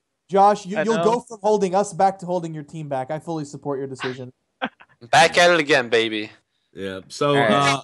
I'm gonna miss you most of all. Yeah, we're gonna miss dude, Josh for you're acting like I'm gonna be like dead. It's gonna be like 2 episodes and I'll be back. Calm down. Unless of course you do die in the meantime. Yeah. Yeah. Or enemy just shits on us. I might be back next week. Who knows? Yeah, I know. Just imagine, man. You probably wouldn't want to come back. You need to take that week off just to prepare for the fucking onslaught of material we'd have waiting for you. But look, we're all behind you, and we want you to do well. And like you say, it's been a bit of a mixed bag for me. Because it's like on the one hand, I want you to do well and get back into LCS, but I'm also super terrified of like losing you as part of the dynamic of the show. So it's bittersweet. But anyway, don't worry, guys. We're still going to run the show without Josh. We're going to find someone else with a defective webcam who disconnects every 30 seconds or so. I'm sure there'll be someone out there that can do that. If anyone wants to apply, we're looking for sex appeal and dank memes. So I'll see you later. Send your application to Kubz. What's your email? When will Anne Prag get on this show? Well, I think the problem we've got with having Anne Prag on the show, she's more than welcome to come on, but when she does, we would all have to wake up to the fact that it's actually a Thorin troll account, and it would just be Thorin in a wig. Which I think we'd all like to see. Playing the long con. Yeah, Duncan's all about the long con.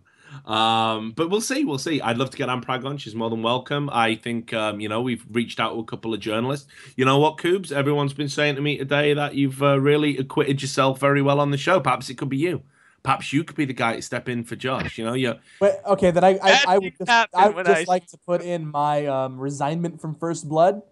You know what? It was a pleasure working with you the first time. I don't want to, twice in a lifetime. I know. Come on, man. I was there when you were messaging me on Skype, like, put me in, coach, put me in, Rich. I'm ready for this. Like, so perhaps this is the thing. But anyway, look, I think we'll leave it there. We'll definitely do a special EU preview show. I think we need to talk about that. But we've done 3 hours today. It was way longer than I thought we would. We milked this fucking material. I want to say one thing, and then I'm done. Thank you, first of all, for having me on the show. Absolutely. Ram, love your jersey. Yes. Wear that thing with pride. All right. We spent 15 minutes. I spent 15 minutes looking through my apartment for this. Have you shown them what they did on the back that was wrong? I think everybody knows what's the Brokenshard. That's unfortunate. Wait, let me. Can you people see it? Like in the back of my chair. Yeah, they can see that. Brokenshard. That is my new name. Josh, I will see you after you win against Enemy. And to all of you out there, I love you all so much, and I hope you're on that cow hype. And we love you too, man. Thanks a lot for coming on the show. Josh, any shout-outs for you? Shout out to Team Fusion. Shout out to my fans. Let's go make LCS, baby. Woo! Gotta go through the herd, baby. Can't get through the herd of cows. I like it. And Ram, if you're not too tired, any shout-outs for you? Not really, but I mean, a lot of my fans are asking what I'm doing, but I kind of said that I would be working on a special project. I'm gonna be working with an expansion team, basically. I won't say who. I know say who. It's G2. I'll be working with an expansion team unofficially.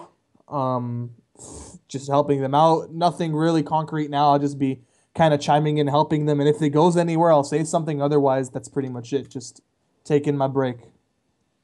Well, you've earned it, Ram, and like I say, we'll see what's going to happen about casting these games tonight with the Battle of the Dad teams. All that remains for me to do is to thank you both.